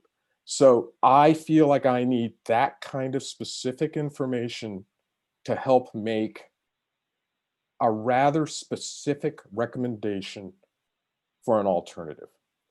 And if I don't have that information, if I read that report, I would say, well, I don't need to read the rest of this, especially if my bias is I don't really want to change anything. So if I've got the information I think we do a better job of being able to make real change. So that's how I'm feeling about it. I'm glad I hope we don't need to do a vote about this. You know, and we could just leave it with, here's how we're all feeling and thinking about this. Thank you. Dan?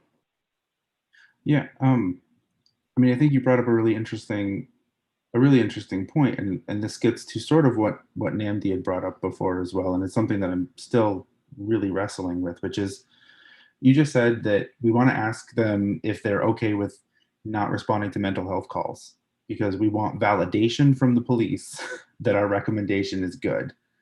I think that becomes, I mean, that's what Booker just said. So that's not really what I meant, and that's not really what I said, but go ahead with what you're going to say.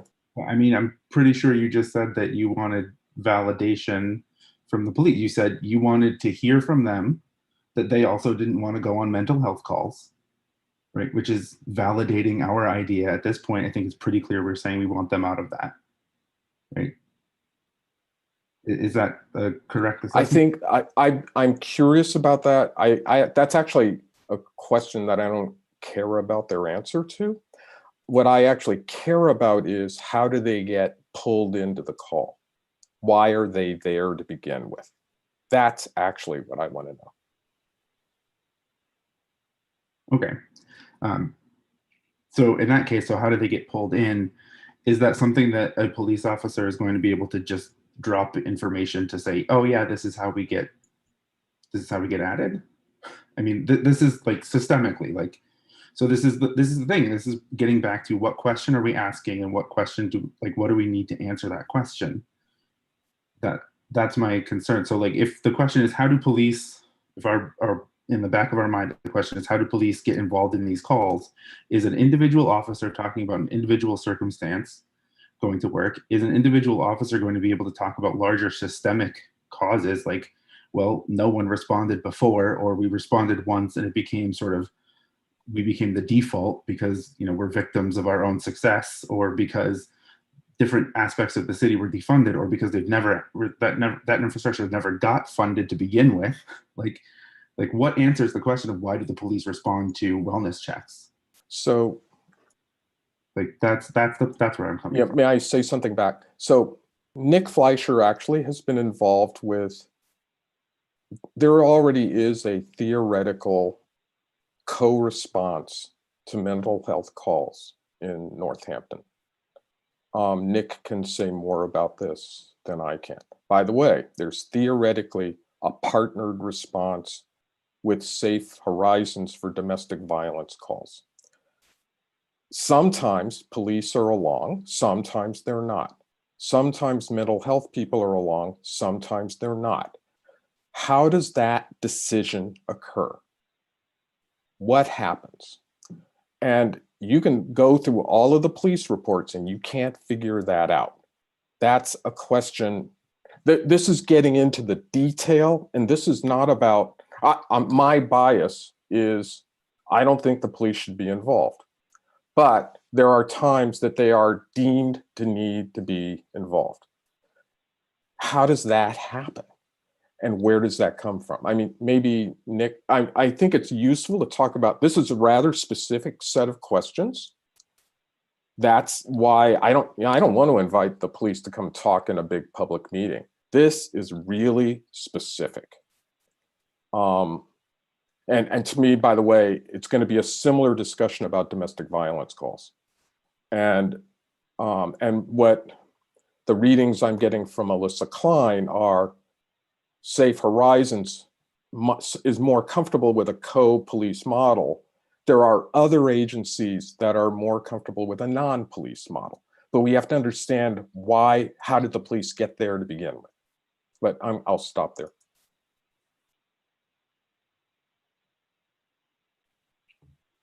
Thank you. Namdi. Yeah, so I hope, Booker said a few minutes ago that, you know, he's glad that we don't need permission to invite police. But I'm worried that we may need to have a vote that we agree that we can invite police. I'm I won't make this motion if I can get some guidance that we don't need that, but I kind of would prefer, we had this long conversation, and I know I'd like to invite police in the future. And if anyone thinks that they are wanting to block that in the future, then maybe we need to have a vote to see where we stand as a commission about it, because I feel like this conversation, my understanding of this conversation is that we agree that on certain circumstances, we can do so. If anybody thinks that's not what we decided, then I think we should put it to a formal vote to see what we think. So I guess I want to just put that out there. Thank you. Lois? I just want to say, I mean, and partly in response to Booker, I mean, the question that you're asking, those questions about how the police got to do these things, I don't think the individual, whether it's Jody Casper or somebody representing the police, is going to be able to answer that. I mean, domestic violence, I can say more than 40 years ago, I was part of the movement to create shelters for battered women. And I can look at the whole trajectory of how this happened over a more than 40-year period.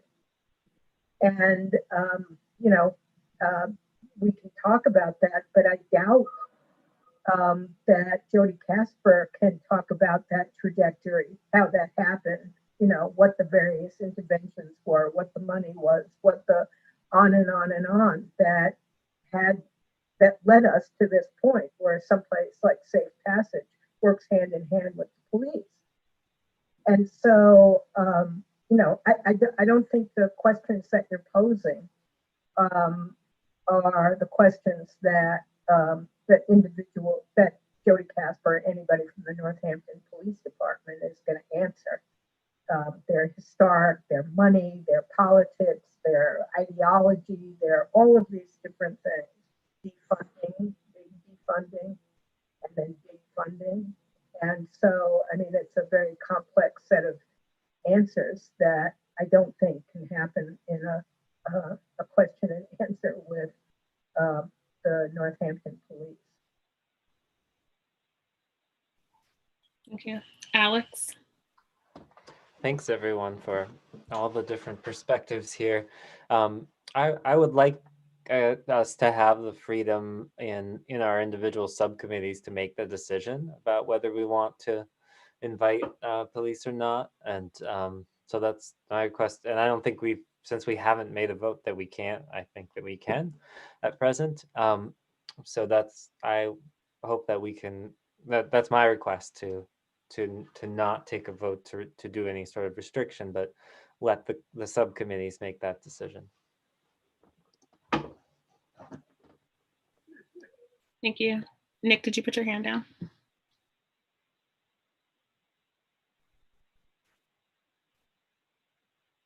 I was going to say something, but I pulled my hand down. Actually, I think Alex's suggestion is very interesting and kind of puts us in a slightly different direction.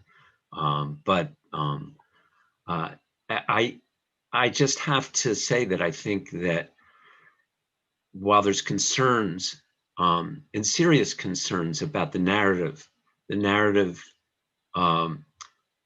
and conflicting narratives and the power and authority differential, I do agree that it's the chief is the only person that I'm particularly interested in hearing from. And I do think, just for example, just to kind of follow up what Booker is saying, there's at least 1,000 calls for mental health response every year that the police do not do.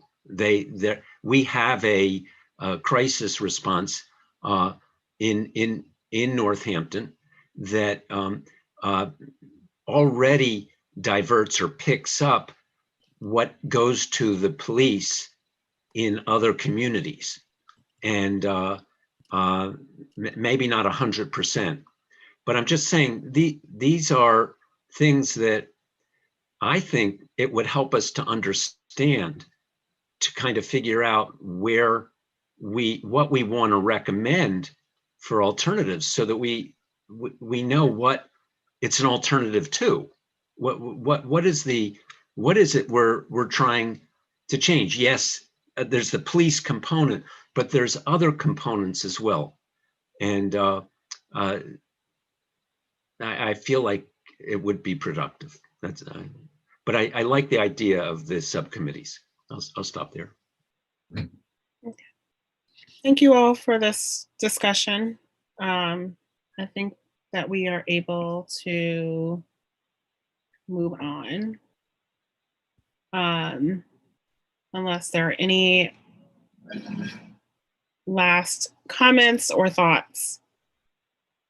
No.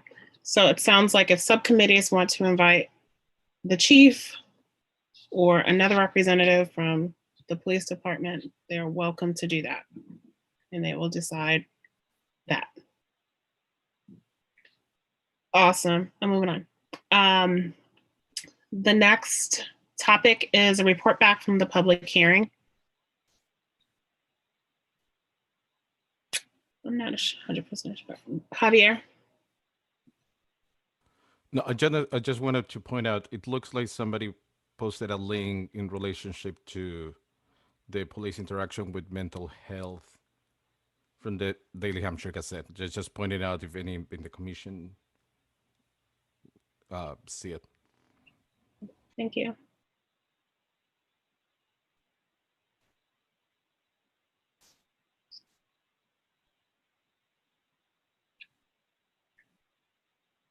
Dan, do you have more thoughts on what the report back from the public hearing was?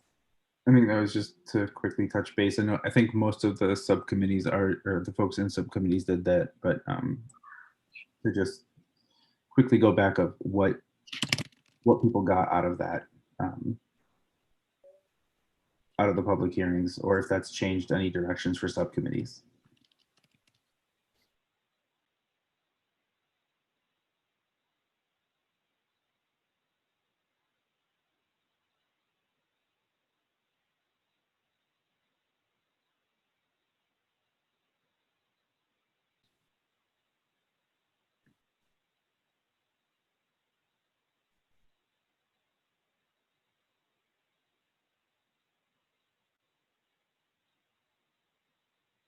I mean, I think we've already talked about this before, but there were plenty of folks who had pretty strong calls for bold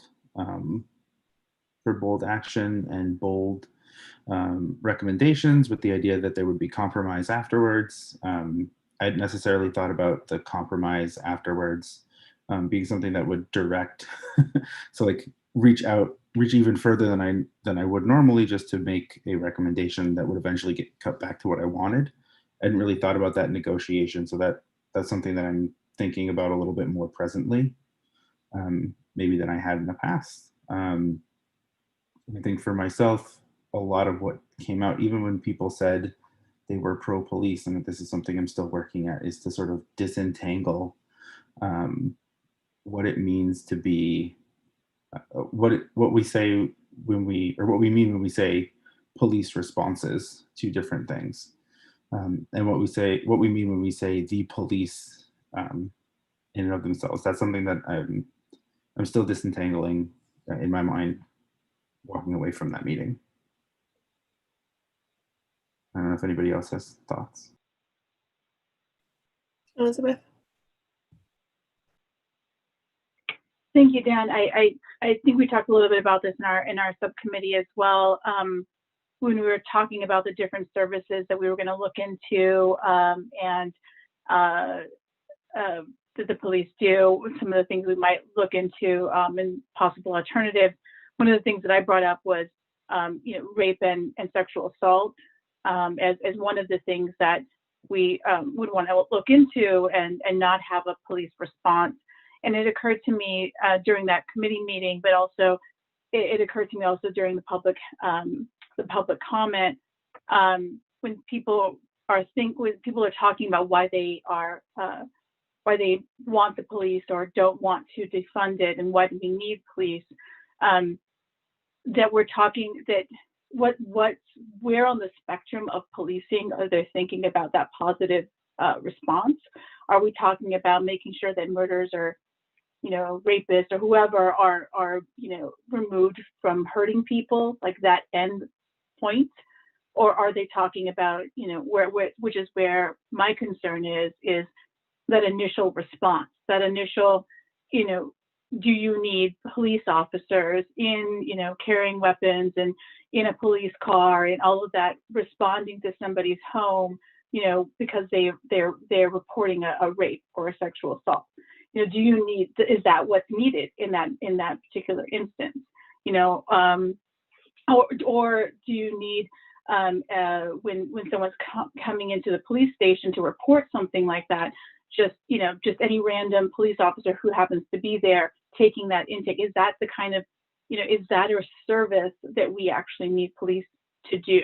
Or are there alternatives to that whole response that may end up resulting in someone who's committed a crime to, you know, be answerable to that crime? You know, that's what people are thinking of. They're thinking we need police because we need that at the end of the day. But what we're talking about might be different in terms of that, all the steps that lead up to that, and in what phase and in what moment is it important to have an armed police response.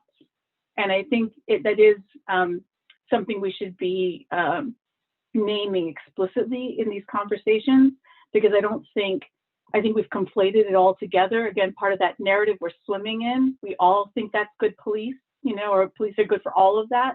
But when you start to pull the individual pieces apart, you know, you realize again why some of the deep community harm and oppression that happens and silencing that happens when you start to pull the segments apart. And knowing that at the end of the day, you know, we all, you know, everyone in the community wants to be saved. Everyone in the community wants to, if they've been harmed in some way, to have those people of those harms be answerable in some way. But it's all those steps in between that's the focus of this committee. And I think it's important to name, you know, again, what it is we're talking about when we say police response, what it is we're talking about when we say police services. And also, as we're listening to public response or public comment, if there's an opportunity to ask questions, to start to disentangle, like, well, you know, I know you say this is great, you know, police are great or what have you, but what exactly are you commenting about? You know, what's the outcome that you actually are really are you thinking about? So just for our being able to address it.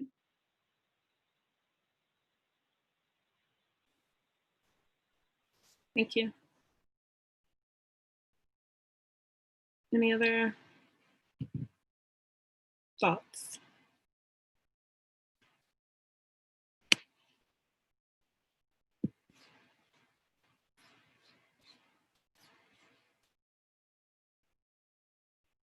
Carol?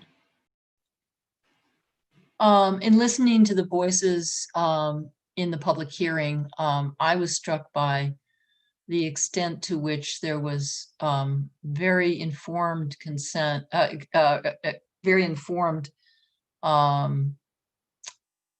information about the role of policing with unhoused people. And I felt that it was very compelling. You know, I was kind of horrified by some of the testimony I heard.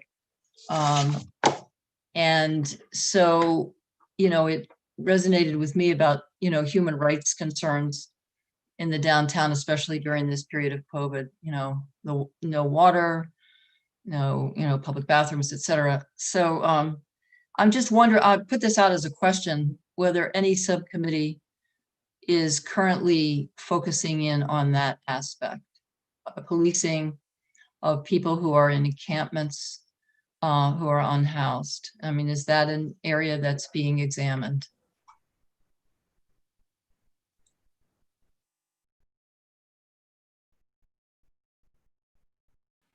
Lois? I don't know exactly what people are doing about that, but one of the things that we said in our report was that this money that was out of this year's budget is still not being used for these very things that they could be used for. Like, you know, drinking water and places to have a toilet, you know, these really basic human rights. And there's $700,000 sitting there that I think people thought when the money was voted to be taken away from the police that it was going to be used. And it was going to be used for these I mean, they weren't specified at that point because, you know, we weren't in a pandemic and, you know, things were different enough then. But the fact that there's no demand, you know, coming from this committee and coming from the city council and other people that saying, you know, this is the time to be using that money. And whether it's the role of this commission as a recommendation or the role of this commission and the council and the residents, you know, whoever that combination is. I mean, I don't really see, you know, it's happening because people testified about it at the hearing because that was the forum where people could say something about it. But other than that, I don't think there really has been a forum for people to say something about it. And so I don't know, you know, what we or other people can do to, you know, compel the mayor to start spending this money now, right now. I don't think that's a subcommittee function. I think it's a function of the city to be doing it, and there's money to be doing it. Thank you, Lois. Alex? I could speak to that a little bit. Actually, 300,000 of that money was used, and it was used to make up for the lack of parking revenue. And during that city council decision, I spoke about how the mayor has a couple reports already that one was on panhandling and one was about housing, and that detail action steps that he could be taking. And he said, I take your point, but I got the impression he still wasn't going to take action on those in terms of extra expenses, which was very frustrating. So just to give you all an update of where that's at, and that you know, we on the city council, or I can't speak for everyone else, but I would love to see funding happen there. And in our, maybe we're getting away. This is in the next item that we'll be talking about the preliminary report, but you know, we can have some kind of recommendations there as well.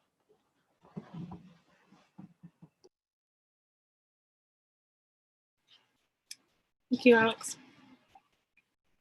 Lois? I just have a follow. Now, what do you mean 300,000 was taken from that 700,000 and put to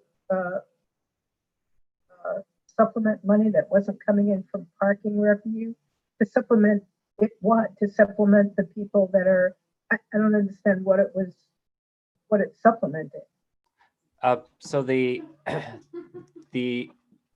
income, because of the lack of parking revenue, because of so our revenue was $300,000 down, and the Fiscal Stabilization Fund, which is where the money that the would have been taken from that fund to fund the police budget, or you know, to fund our budget in general, but was not taken because of our cut, or less was taken. So we took 300,000 simply to make up for the lost revenue.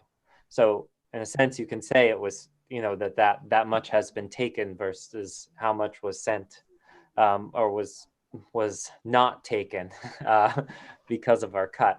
So if that clarifies. Yeah. So there, yeah, it does. So I mean, I don't know if that's what people thought. All the people that testified, the hundreds of people that testified during the hearings to defund the police, thought that $300,000 was going to be used taken and used in that way. But obviously that is what happened. But that means that approximately $400,000 remains and could be spent now. Is that right? It's a little confusing because we made a couple different cuts, and there was a time where the mayor we were about to make a cut, and then the mayor revised his budget, removing. So the exact amount. I'm not sure I have, but but there's also free cash, which we just certified is now at 5.7 million. So and of course we want to save some of that because we have no idea of the economic situation coming ahead.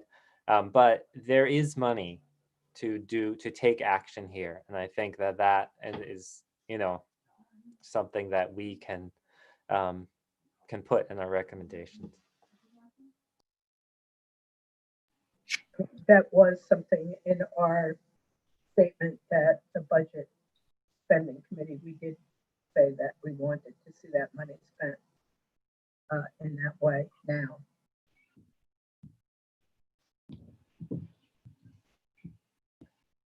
Thank y'all.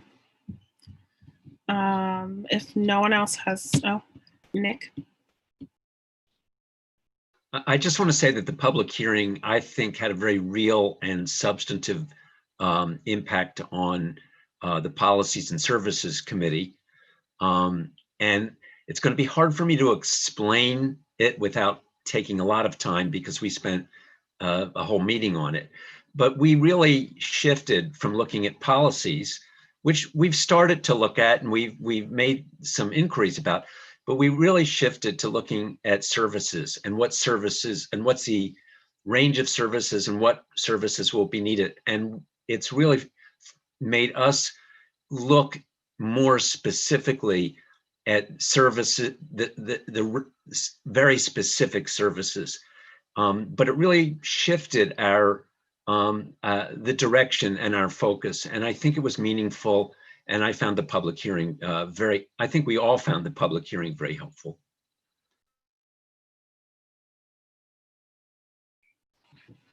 Thank you. Any other thoughts or comments before I move on? Okay, the next item on the agenda is a discussion of the preliminary report. So we have that coming up, I believe. What is the date? Is it next week, Friday? I don't know why I'm looking at my phone as if my phone is going to be able to tell me that. So that is happening. I guess updates around where subcommittees might be with that and how we might move forward to make sure that that is completed.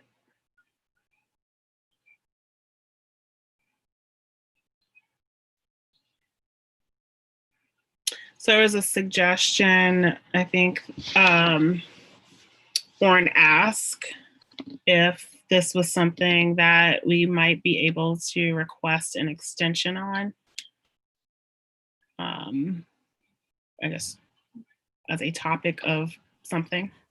I'm concerned. I don't really understood Booker's reaction. Is that a yes?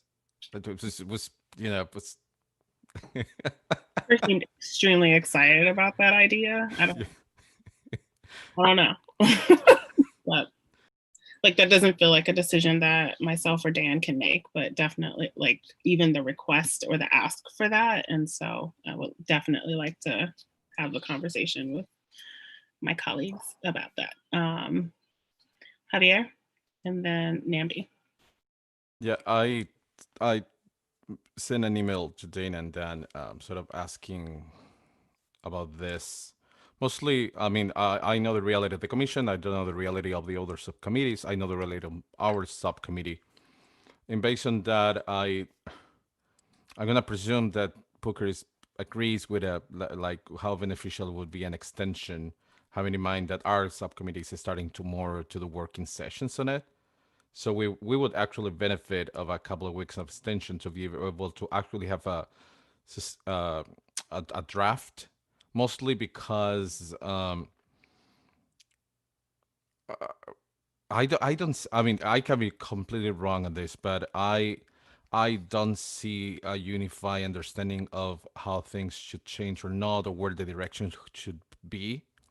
So having a draft that it's not gonna be a draft, it's gonna at the end of the day it's gonna be like 1,000 different voices with different opinions.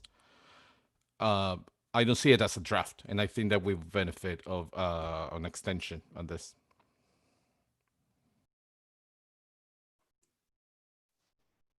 I guess I will add or echo that extension would be welcome. My role as professor at the end of a semester, I'm granting a lot of extensions to my students now, and would appreciate whoever is empowered to do that for us would be great. But I think that that would in some ways be kicking the can down the road, and it would be good to use our time now to hear a little bit about the process that maybe previous commissions have used to arrive at these interim reports, so we can sort of, so I can at least kind of a better sense of what work is ahead of us, like what strategies have worked well in the past, like how do these things come about, or how have they come about in the past, would be useful to me. But just quickly reporting in for our subcommittee, we did, the reality of that deadline did dawn upon us in our last meeting, and we, because our group is focused on policies and services, we said just to get started with some text, we would all assigned ourselves like a little piece of the pie, and then we said we would focus on the Northampton Police website and begin to kind of write a little draft piece covering our little section that we were going to then bring to our subcommittee. So we started a process, but that process, is a long way away from integrating it to some kind of coherent whole that would represent, the 15 people on the commission. So I guess what I'm asking for is first echoing what would we need to do to get an extension, but secondly, can anyone who has more experience on this kind of process share how an interim report comes together in a commission, kind of what process has been effective to yield such a report, so we can get a sense of what's involved and how long it has taken in the past. That's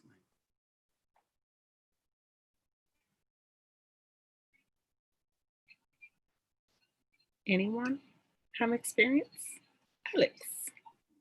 I don't have experience, but I would suggest that since the mayor and the city council president created the commission, that they would be the ones to grant an extension.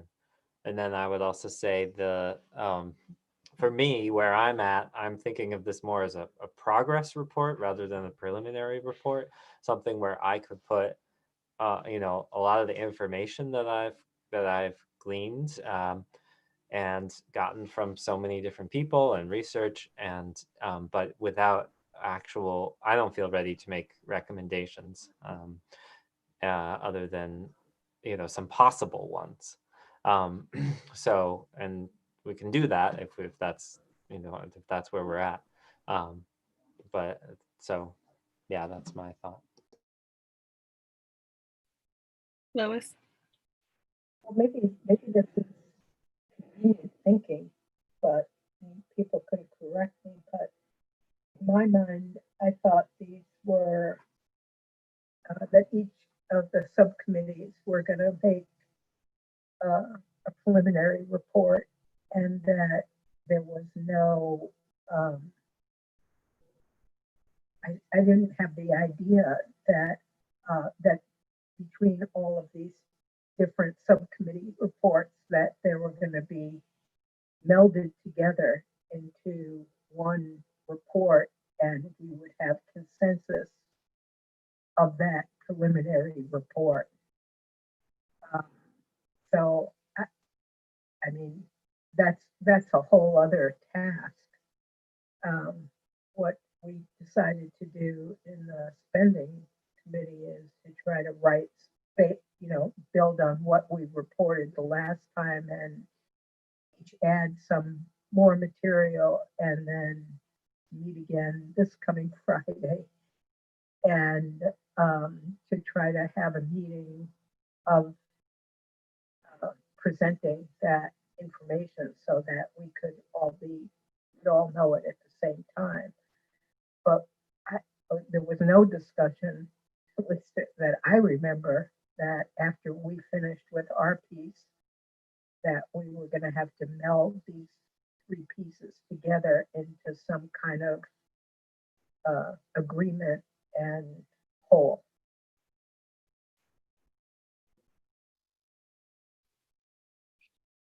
Thank you. I don't recall that either. I don't know if that is something that we need to do at this point, maybe for the final, but not for this preliminary report. Javier and then Dan. So taking a look to the website, it says that we have the preliminary and final reporting deadlines, right? How I'm reading this is that whatever a preliminary report is sort of the overview where you're heading, right? I mean, it's not just miscellaneous information.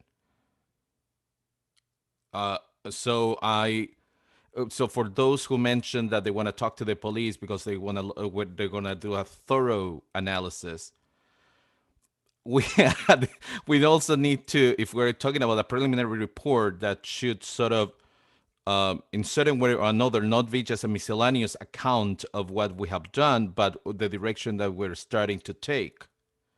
And that has to be conducive and reflected in the final report.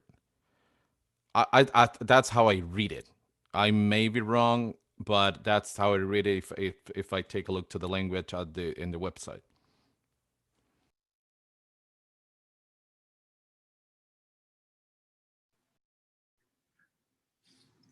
Thank you. So I think I read this a little differently, and I read it much more like a progress report of what we've done so far, what we know so far, and listing the avenues that we're exploring. Like, I mean, I'm fine with either asking for an extension. I don't mind that, to give us more time to gather our thoughts, but I'm also okay with saying, like, we've spent, you know, over a dozen meetings at this point, in various groups, plus all of the work that we've done individually, you know, reaching out to people, finding information, looking at information, going over and poring over the data that's been given back to us. I feel okay saying we've got a lot, we've got a lot of balls in the air that we're juggling. And I think that's like, for myself, I think that's okay. If we say, this is what the subcommittees have found so far, this is what we've been looking at, and to identify tensions within the commission as well, to say that we don't, because we don't at this point have an end goal, right, that we've all agreed on. We don't have a shared vision of what the project, you know, if we're going at this in the spirit of just the description, right, we were assembled to make changes or recommend changes. We don't know what we want to see 10 years from now or 20 years from now, you know, collectively. And I think that it's okay to identify that, to say that we are still looking at understanding what community values are as they relate to this one specific area, where we can speak. And, you know, maybe we even identify the fact that, you know, by the time we finish a report, community values might change at least a little bit, but in a few years, they might change drastically as the population shifts. So really, I'm okay with identifying tensions and at least for myself, you know, saying, we don't know where we'll end up yet. We're at this moment, you know, just digging to see where the tunnel is, not even the light at the end of it yet.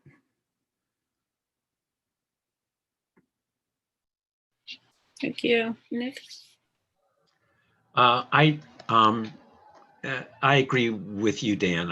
I like, I think it's, I don't think we can do much more than that, but I think that makes sense to me, and I like it. I want to put out an idea that we still have another half hour or so, and I'm not waiting to the very end.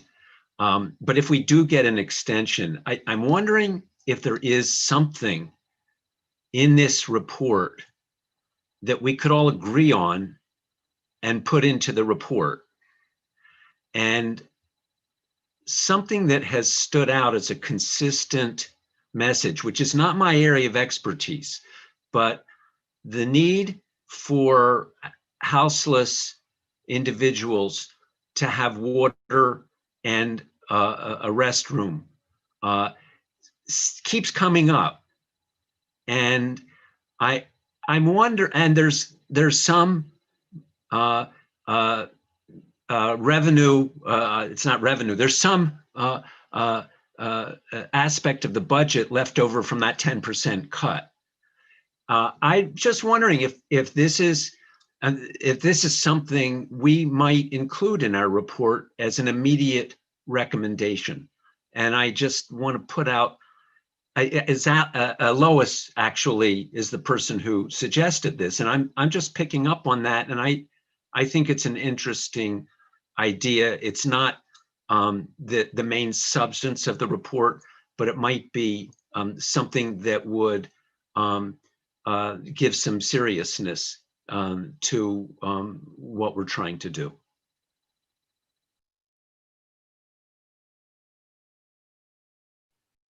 Thank you. Namdi? Thank you for that comment, Nick. And I also agree with how Dan has framed a vision for a final report that reflects the actual tensions and tries to kind of serve as a summary of what we've actually done to date. On that front, I think that would be great. I was trying to imagine what the process might be, and I can imagine each of us in our subcommittees taking responsibility to kind of write a section and then kind of feed that section maybe to the co-chairs of the entire committee, who would just write some kind of narrative introduction and closure, but would kind of just basically kind of weave together the whole thing. I was just thinking that might be a good way to go forward. As for Nick's final suggestion that we kind of try as a commission to vote or to express with some consensus a concern about the houseless issue, I'm not totally opposed to that. I mean, I certainly absolutely agree it's an urgent issue with winter coming and everything else. Is a sense of urgency to the issue. I must say though that I see the issue as not obviously squarely in the center of our charge. So though it has been brought to us repeatedly, and I think I'm impressed by it as much as Nick is impressed by it. I wonder about the interim report. I guess I want to think about how do we justify the focus on that, especially if we have if we have much less consensus on, say, policing reforms or things that to me sound more central to the charge. How do we say, well, we can't agree on anything, but the one thing we can agree on is we need more bathrooms and water fountains downtown. I wonder if that will be read as really kind of the central, did we use our time wisely? If that's the one thing we can agree on at this point in the process. So it's just a question. I totally agree that having a place to go to the bathroom and drink water is a human rights urgent concern, and somebody should be concerned with it and taking it up. And I don't know if it's us, but somebody should be. I guess I'll stop there. Thank you. Josie? When it comes to squaring this particular community in terms of the policing and our charge, I think it's important to look at who the police are meant to serve, and the unhoused population in Northampton is definitely part of the people that the police should serve. On top of that, we're looking at the reallocation of funds away from the police and towards social programs and peer-led programs and other things that would benefit the community, right?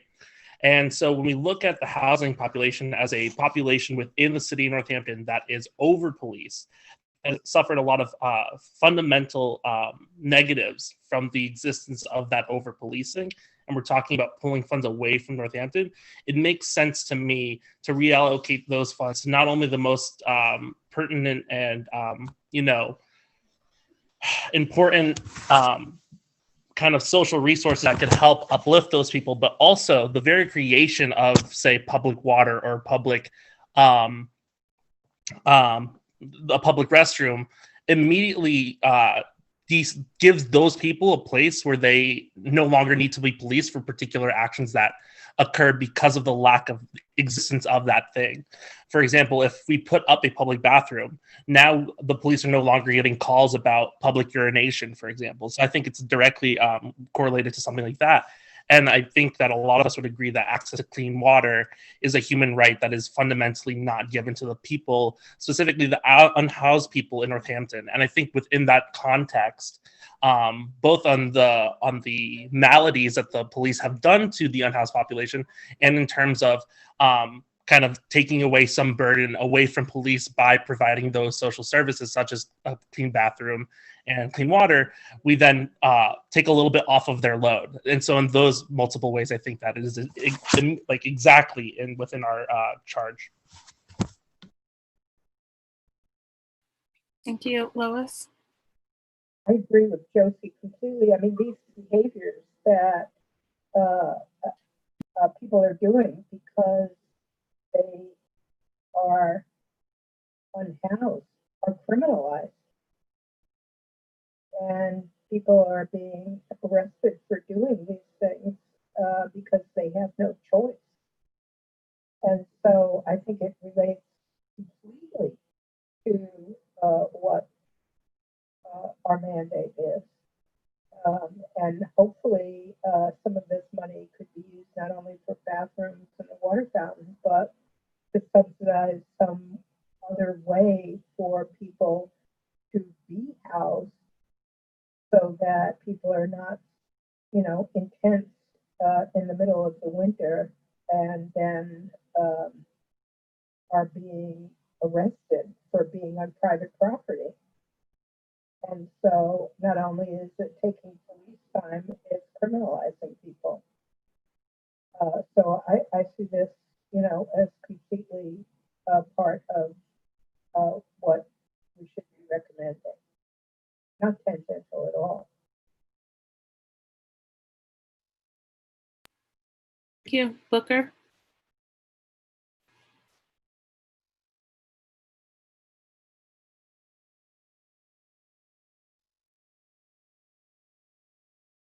You're muted. I will never be able to say it as nicely as I just said, so we'll lose that. I agree with this idea that we should ask that money be reallocated to a homelessness issue. Pamela Schwartz, who met with the Alternatives to Policing Committee meeting, talked a lot about what's happening in terms of trying to improve access to housing. And I think the problem with what happened with the way the budget was done quickly by the city council is they took out the money, but they didn't say where the money was to be spent. And like now it's being fungible money that could go anywhere. And I think, and so I'm going to have a question here for the two city councilors who are sitting here. If we put in our report, we would like this money to be immediately allocated towards this circumstance, do we have to say, because what we also heard from, I know that there are now certain new contracts being made with ServiceNet and improving housing, what's going to go on at First Churches. There's issues about should they do more commodes, opening up shelter beds, or do they fund the other first housing ideas, which are actually about giving people permanent housing rather than immediate housing? Or do you want to just, I'm sorry for saying just, or do you want to focus on this immediate issue? And do we, and here's the question for Alex and Michael, is do we need to say, we want you to spend the money here? Not, because if you say towards this circumstance, that money could go in a lot of different directions. And that's my question. Thank you, Booker. Alex? Yeah, so just to clarify, the council had no power to reallocate.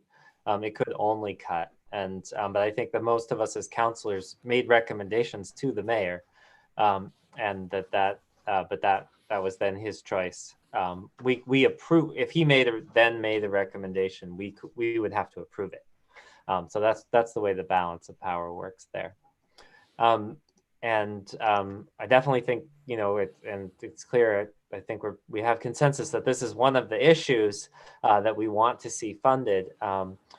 But in terms of, you know, if we can, for our report, come up with broad recommendations that we have consensus on. So some things like, you know, as a society, we have tasked the police with many things they are not well equipped to handle, and the funding of alternatives, including peer-led programs. I can see us writing something that we could put out, but I want to lay out the necessary timeline if we're going to do this by the 17th, which means, you know, we have to have our subcommittee meetings, we have to do our work of writing, we have to then approve that, and then we have to come back to the main committee to approve something. If that's not ready, the main commission, we have to have another commission meeting. So I don't think we really have the time or perhaps just the will to have that many meetings to approve our preliminary report.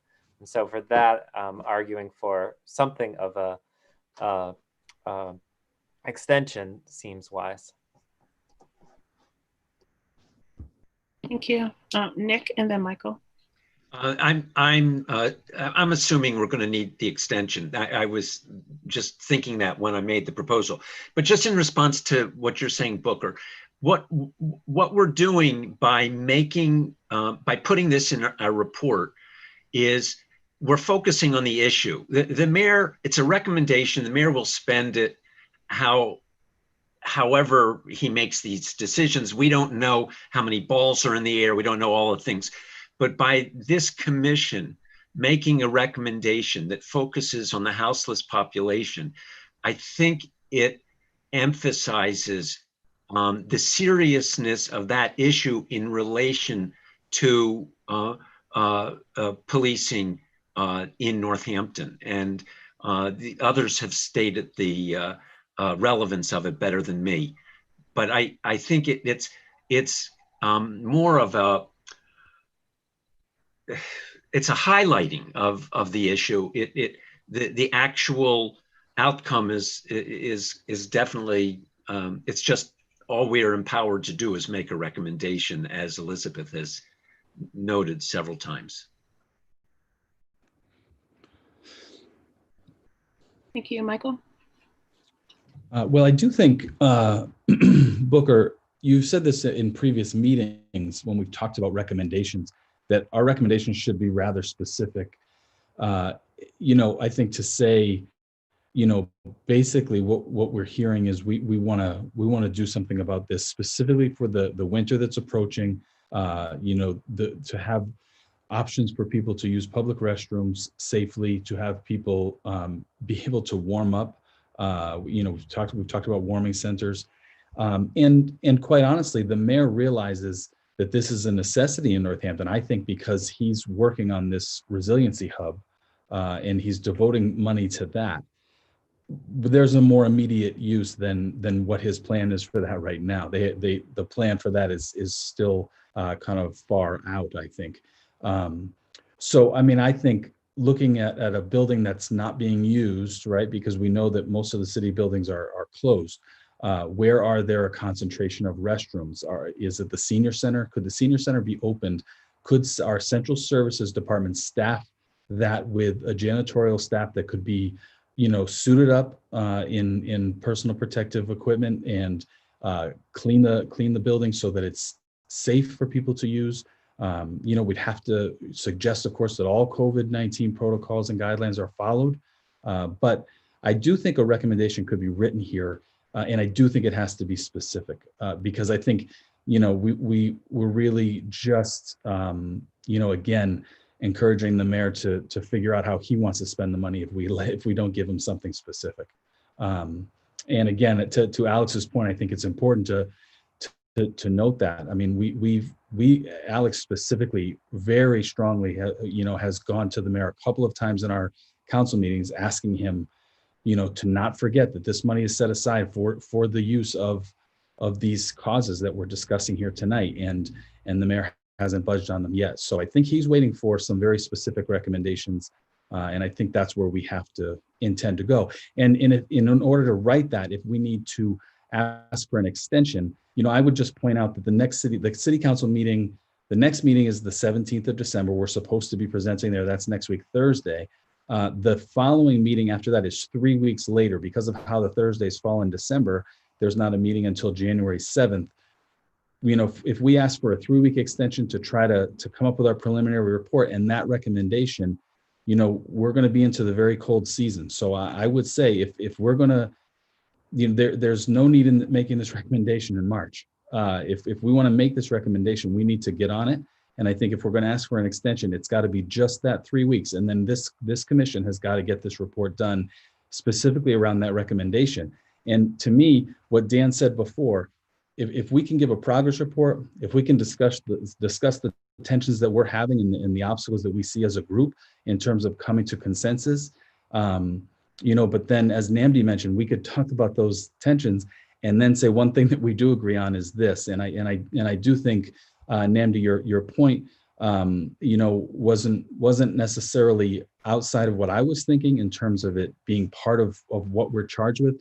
But I do think that Josie's point about, not having people be policed because they're urinating outside or whatever the case may be, is part of what we're after here. So I do think as a group, we should, if we need the extension, we should ask for it. And if we get that extension, I mean, ironically, if we go to the city council on the 17th, that's the day the report's due. So we're not getting an extension in advance of when it's due. So, I guess if we go to them on the 17th, what we're saying is we haven't done this yet. Please wait 3 more weeks. Thank you, Michael. Namdi? So thank you. I've benefited from hearing different perspectives on this and find myself shifting a little bit in terms of seeing this issue as maybe more central. Maybe in addition to the points made by other counselors, I'm also reminded that if I take into account all of the information coming in from the public, when I think about the public comment, if I were trying to write a report on what we've been doing all this time, aside from whatever the charge might have looked like to me on paper coming in, there's been a real volume of input from the community, from this particular community, speaking to their issues. And so I guess what I'm saying is I can imagine an interim report that basically documents that says that, that one important sort of fire hose of information coming at us has been this particular constituency that I hadn't expected I was going to hear so much from, but we have heard so much from. And that, and if we did something like that, we might decide that our interim progress report is in a sense only about that. So especially because if we're going to take this seriously, it strikes me then time is of an issue, and getting money and things going sooner rather than later is important. So I would then favor not getting an extension on the progress report, but that we envision a progress report that's only about the house list issue and says that other things are coming, but for now we wanted to highlight this issue and wanted to put this in front of you to look at because it's urgent. And maybe something like that could be put together again, maybe just by the co-chairs of something really brief that doesn't speak to the other work we're doing. I don't know what people think about that, but it's a way to take an extension on some of the other stuff without actually, and get this thing working sooner rather than later. Alex? Namdi, yeah, I hear your point there, and I'm trying to think of a way forward now, specifically around like we can make a communication to the mayor and the council that doesn't act separate from our report. We can do that at any time, and also I do believe that we don't need the council's permission to delay, but rather the mayor and the city council president, as they're the ones who established us. So that's my argument there. So I'm not going to almost ready to craft a motion, which would be to request an extension to the January 7th city council meeting, which gives us 2 full commission meetings, one on December 22nd and one on the 5th. So by the 22nd, we would our subcommittees could deliver a draft, and then we would discuss that on the 22nd, give comment, and then have another opportunity for us to take a vote on a final report on the 5th, and then that could be delivered on the 7th. I think that gives us enough time to do this instead of trying to rush it by scheduling an additional meeting or 2 before the 17th. And there's also the question of whether we would try to craft an additional communication about this particularly urgent issue. So I'd hear comment on that, and then I'd be happy to make a motion if there seems like there's agreement.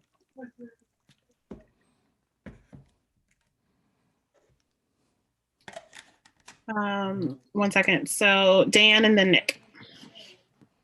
I think I would be in favor of asking for a short extension and then I think we can do both. I think we can have as part of so I sort of see this as an introduction, this report, just an introduction, a breakdown of what the subcommittees are working on currently, and then a sort of, and also have that be the avenues that they're exploring.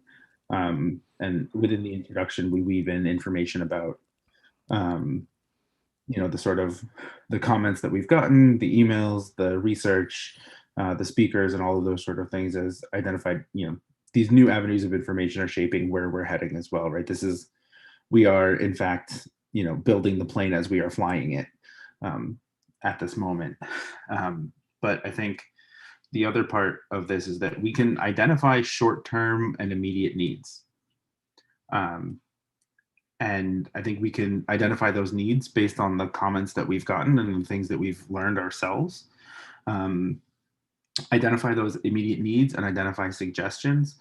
I think this commission and the funds that were cut initially from the police department are sort of interrelated, right? The commission didn't make the decision to cut funding, but the commission and that cut came about from the same very powerful sort of emotions that like, I don't want to say erupted, but that came out for police reform over the summer, or police abolition over the summer. And so I think, not that it's our money to play with as a commission, but to really make a claim that, like, right, both the commission and the cuts were made in the spirit of community reinvestment, and we can speak to that. And I think having that be part of the preliminary report, and it could be 3 things on there, it could be 1 thing on there, it could be just bathrooms, or we could talk about bathrooms and sanitation, and maybe we talk about different housing situations or shelters, like all of those things. We can bring that in as an immediate identified need, and I think that's doable in the time frame that we have. Thank you. Nick? I'm just trying to clarify where we're at. What I'm hearing is that we're going to ask for an extension, but at the same time we ask for an extension, we're going to make a recommendation, and that we this is part of our it's kind of like the first installment, and then our report will be given 2 or 3 weeks later, based on whether we get the extension. And I would be comfortable with some of you who have more knowledge and expertise in this area to put together the wording of the recommendation with the co-chairs. That's what I'm hearing. I just want to see if we're on the same page.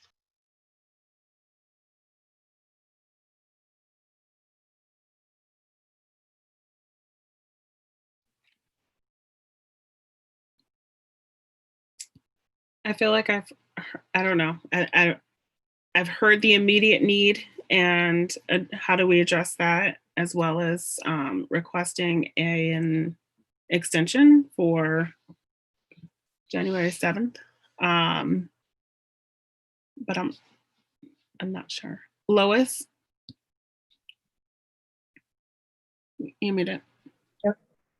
Just going back to what Alex said, if we can do both, I mean, I would prefer that the recommendation that we make about these services, these things that need to happen now. I mean, it's not like winter is upon us. I mean, we're in winter. I mean, maybe not officially, but it was 20-something degrees last night.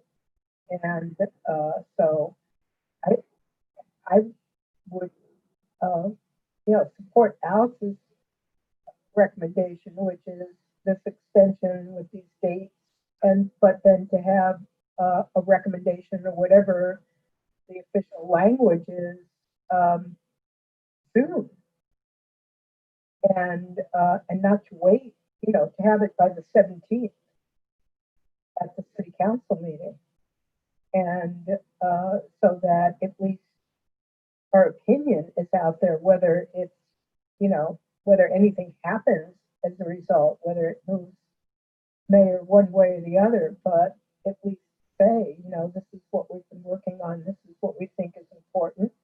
The time is now, this money should be starting to be used for these things, a warming center or this, these various things that we've noted, because we feel that, or we believe that this is a way that people who are unhoused are criminalized.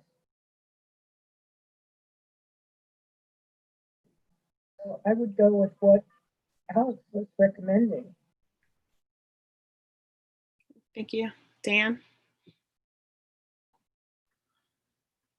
Yeah, so I just wanted to respond because Nick asked, what we were thinking, and Alex, I'll let you sort of fill in, but what I understood and where I am thinking is that that first off, we can craft a letter that goes out anytime with our recommendation for these immediate responses, right? That doesn't necessarily have to be part of the reply. So we could do that,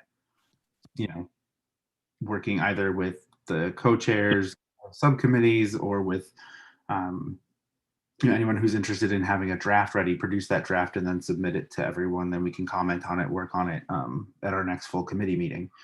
And so we can do that at any point. The report part is where we would say, at least this is my understanding, is that we would say we will not have the best, we're not in the shape that we would like to be in for the 17th to make a strong report. In order to get all of this into workable sense, and to borrow someone else's language, that it's not all just miscellaneous comments and streams of consciousness that we hopefully smash together, that we need until January 7th. So we wouldn't be presenting anything on the 17th of December.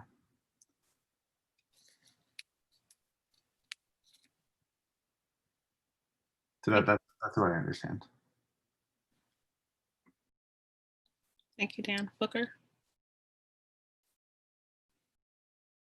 So I'm about to offer two separate motions. Motion one is that we move our report and ask that it be submitted for January 7th to the City Council and the Council Chair. That's motion number one. Later, we have to discuss that if we're going to play Robert's rules. The second motion would be that we offer a recommendation for immediate use of the funding that was taken out of the budget for the police commission, with specific goals that we need to discuss further before we can submit the letter. So two separate resolutions so that we can keep those two issues apart. So I'll ask for a second for the first motion I made. Second. So now we vote. The discussion. We are voting to discuss it. No, usually you would ask for discussion, and then when people have spoken, We've just been discussing though for a really long time. Is there any further discussion? Any further discussion?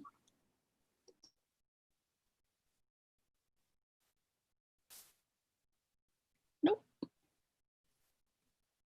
So can we vote now? Yes. Okay, thank you. Noah, do you mind? Yes. We scroll back up here. Lois, can you say that one more time? Yes. Yes, okay. Elizabeth?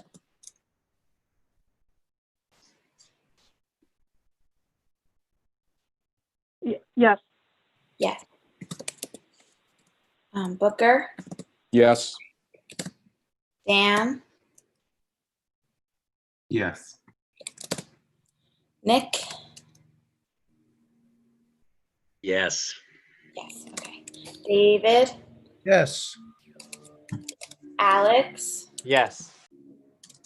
Javier? Yes. Dana? Yes. Namdi? Yes. Michael? Yes. Josie? Yes. Cynthia? Yes. And Carol? Yes.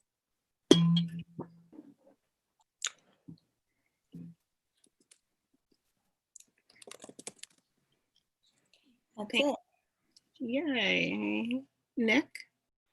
I just want to say that, December 17th is really soon. If our request is not accepted for some reason, we need to write reports really quickly. And I just want to say that's the way I understand it, that's the other side of this. And I think, I think that's okay. I think we just say where we're at and what we're working on, and that's what they're looking for. Thank you, Nick. Javier? Yeah, I would just say that I would assume that we're sort of working in good faith in the same way how we're asking. I don't see why they would reject something like that in good faith. Yeah. David? I would like to second Booker's second motion. Do you mind repeating that? I would be glad to read it again. I move that we offer a recommendation for immediate use of the funding that was removed from the police budget with specific goals to be determined. That's the end. Do you mind seconding it again? I David? second. As part of discussion, and Michael hasn't asked me to do this yet, but the Human Rights Commission is meeting next Wednesday, the 16th. And I am a member of this commission because I was voted on as a member of the Human Rights Commission to represent human rights. I would ask the Human Rights Commission to also join us in recommending this proposal. Awesome, thank you. Alex? And so just to clarify, we would be coming up with these proposals, perhaps talking about it in our subcommittees, and then on our meeting on the 22nd is when we would vote on the proposal and then send it. Is that the idea? That's what I would like. Great. Thank you. Is there any further discussion on the motion? Maybe now vote. No one may mind. Lois? Yes. Elizabeth? Yes. Booker? Yes. Dan? Yes. Nick? Yes. David? Yes. Alex? Yes. Javier? Yes. Dana? Yes. Namdi? Yes. Michael? Yes. Josie? Yes. Cynthia? Yes. And Carol? Yes. Great, thank you. Thank you, y'all. So the next item on the agenda is discussion of anonymity during comments and submitting statements. This feels like a much larger conversation than the 3 minutes that we have left allows. I move this to our next meeting. I second that proposal. Thank you. Do we need to vote on that? Oh, Javier, yes. I don't have an answer for that. I was going to make a comment. Yeah, I would like to table this because this is going to be even more relevant when Dana and Dan go a little deeper with the city solicitor and about the creation of a of a working group to be able to do the outreach. I think that's relevant. It's going to be highly relevant with that group if that group start working. So I don't see a problem with tabling this until also we have an answer about the other thing. Yeah. Do we need to vote on that? Can I just say something before we leave the discussion part of this? Just as an introduction to why we even brought this up, so that people have it on their minds. We had reached out to the city council president and heard back that essentially we do not have a requirement to identify people who make comments, so we can accept anonymous comments in a myriad of different ways. But we're also balancing that as anonymous comments. There's no accountability, and it may make it seem or may be problematic depending on what those comments are and how we weigh them and how we understand them and how we put them into what we're doing. So one of the things that we can do as a body is decide how we would handle anonymous comments or protecting the identities of people who want to speak but fear retaliation or fear discrimination or whatever it is. So that's something that we'll need to sort of figure out collectively. So to at least be thinking about that while it's tabled, and just so that when we come back to this, we'll all have, hopefully a lot of really great ideas and some solutions that we can throw out. Thank you, Dan. Alex, is your hand up again, or did I just neglect to ignore it? No, it was up again just to answer the question about whether we need to vote, which I would say is no, because as chair, you can just put something on the next agenda. That is right. Thank you for that reminder. Well, as co-chair, I'm tabling it. And we have review of minutes from our last meeting that I would like a motion. I motion to approve. Second. Thank you. Noah, do you mind reading? I mean, not reading, but. Yes. Oh, just taking my last note. Okay. Yeah. Lois. Yes. Elizabeth. Yes. Booker. Yes. Dan. Yes. Nick. Yes. David. Yes. Alex. Yes. Javier. Yes. Dana. Yes. Namdi. Yes. Michael. Yes. Josie. Yes. Cynthia. Yes. Carol. Yes. Hallelujah. With the addition that I was there. Yes. Okay, thanks. Yes, you were there. Okay. You all. Thank you. So for our next meeting, I have report back on an outreach working group as well as the anonymity conversation. Is there anything else that anyone would like to add to next agenda? I think we'll need. I'm sorry. Alex first. Oh, Dan might be saying the same thing, but the working on the report. That's important. Anything else that comes to mind? I would like to move to adjourn. Seconded. Noah, just one more time.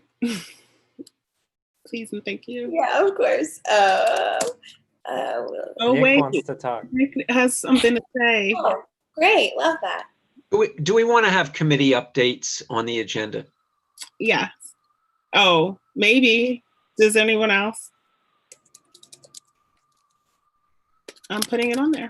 If you have an update, you have an update. Thank you. Take it away, Noah. All right. So we've got Lois. Yes. Elizabeth. Yes. Booker. Yes. Dan. Yes. Nick, Yes. David, Yes. Alex, Yes. Javier, Yep. Dana, Yes. Namdi, Yes. Michael, Yes. Josie, Yes. Cynthia, and Carol. Yes. Motion to adjourn is approved. Amazing. Good night. Good night, Good night, everyone. everyone. Good night. Thank you.